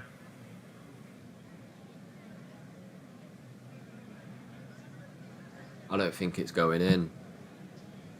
Making a few strikes. Nope, she's still not keen. I've got Chart Topper on. Some lad called Connor tipped it earlier. That's the last bet on the vlog. We're going to leave. Patience will be wearing thin with won't stand down. Won't go in. Not looking promising. Blindfold going on. This will be the drink in the last chance saloon, you'd have thought. George. Gives me more faith. Got a few of years on it. This horse isn't going in, is it? I mean, I could have told you that 3 minutes ago. Stand by, looks like she's being taken away, won't stand down. Stand by. Alfred Cove now getting a bit leery in the starting stalls as well. Plenty going on. The race hasn't got underway yet. They're off and racing now, though, for the download. The Vickers Bet app handicap over the minimum trip. Louis Trez was a little bit slowly away. Jacqueline, with all that match practice and good form, has got into good posse. The black and red colours there towards the rail as we look at them. Housack and Darkened Edge also want to go forward. Then Alfred Cove in the sheepskin noseband, followed then by Wedgwood and Holly Doyle, just tracking Jacqueline there in the blue colours and the beige epaulets. And right at the rear of the field, the slow starting Louis Trez as they zip on inside the final 3 furlongs. Jacqueline on this terrific run of form at the moment leads by about 2 lengths to Housack, who races in second. Wedgwood's trying to make a little bit of headway down the centre of the track. Darkened Edge now is beginning to tire Alfred Cove, struggled to land a blow, and similar comments applied to Louis Trez. Down towards the final furlong they come. Jacqueline with the rail to help. She continues to lead. Grace McEntee now pulls the persuader. Wedgwood looks the threat in second. Housack in third, but it's Jacqueline who still leads deep inside the final furlong, and it's going to be another win for Jacqueline. She's in terrific form at the moment, and she was too good for this lot tonight. Housack finished in second. Right, last race of the day. Fourth or so. Who's Alfred everyone Cove. on? We're already in play. We're on Chart Topper. Not looking good. As the lad says, and they show in front of Vintage Red, outside Vintage Red, is Ballysax Hank as they make their way into the back straight. Mountain Port is in mid-division with She Can Do It. Bevan Burgess to the outside, and they're followed in the blue and white colours by The Correction with Base of Fire, a couple of lengths then, to Caminito del Rey. As they continue down the far side, Big City Lights is behind them. As they continue directly opposite the stands, Fatal Flaw going along in front, followed in second by The Grey Ghost in the red and blue colours. Close on the outside, Chart Topper towards the inner of that one is Passenger. Final Flutter just behind them with Salisbury Hill. Not far off them on the inner is The Correction, and wide of that one is Ballysax Hank as they continue to the end of the back straight. Detached at this stage, the black and red colours of El Toro Rocco, and completely tailed off is El Munir as they make the turn out of the back. Fatal Flaw, The Grey Ghost, Passenger, Chart Topper right with them on the outside. Final Flutter, and around the inner is The Correction making headway. They're chased by Salisbury Hill. Mountain Port has made some ground behind them. Making headway on the outside is Base of Fire as they continue to the half-mile pole. Fatal Flaw still leads from The Grey Ghost in second. Chart Topper is towards the outside. Pushed along on the black colours is Passenger. And then Salisbury Hill on the outside is Ballysax Hank. Behind them on the inside with the orange cap is The Correction. Making headway from the back in the blue and yellow is Ned in the Park as they make the swing for home. Fatal Flaw towards the inside, Salisbury Hill. The Grey Great. Oh, is the Grey Ghost. Chart Topper widest of all. Coming there in the centre is Salisbury Hill as they head on now. Over a furlong and a half to race. Fatal Flaw still in front. Base of Fire coming through. Over on the far side is Passenger Under Pressure. Chart Topper. Ned in the Park stays on, but inside the final furlong. Fatal Flaw leads from Base of Fire staying on in second. They go away from Chart Topper. Ned in the Park stays on. Less than 100 yards to race, and he's done it again. Derek O'Connor wins on Fatal Flaw. Base of Fire second. Chart Topper third. Followed in by Ned in the Park, and in fifth spot, Ballysax Hank. Yeah, fine front running ride by Derek O'Connor. He's not one of the best amateurs in the country for no reason. He's not one of the best amateurs that we've ever seen in Ireland for no reason. He's got it so handy here in the front end as well. He's hacked around. He's steady enough fractions. On Fatal Flaw, Jonathan Sweeney's second bumper winner in the last week, of course. He had a well-backed bumper winner with a Trevor this night last week as well. And it looked quite a competitive bumper beforehand. This had a good run. He was entitled to come on from that first run, only his second of his career, first in a year as well, when running at Ballinrobe. He was no match for Sorrentino that day. Big run by Base of Fire. I thought he came to win his race, but to be fair, Derek O'Connor had plenty up his sleeve. Chart Topper has stepped forward nicely from first to second run for Jackie Mullins. And William Patrick as well, and has really turned around that bumper run at the festival with Salisbury Hill, who travelled well into it, but his run soon petered out. I thought turning into the straight here was going to be involved, but was beaten quite tamely. Passenger, nice use to that, in a perfect position throughout, had every chance. And as I say, has found very little for pressure. Ned in the Hill, he's run well, considering he was dropped right in a slowly run race. There's definitely races to be won with him. Another one that's run well too is Ballysax. See you all next time. The benefit of a couple of runs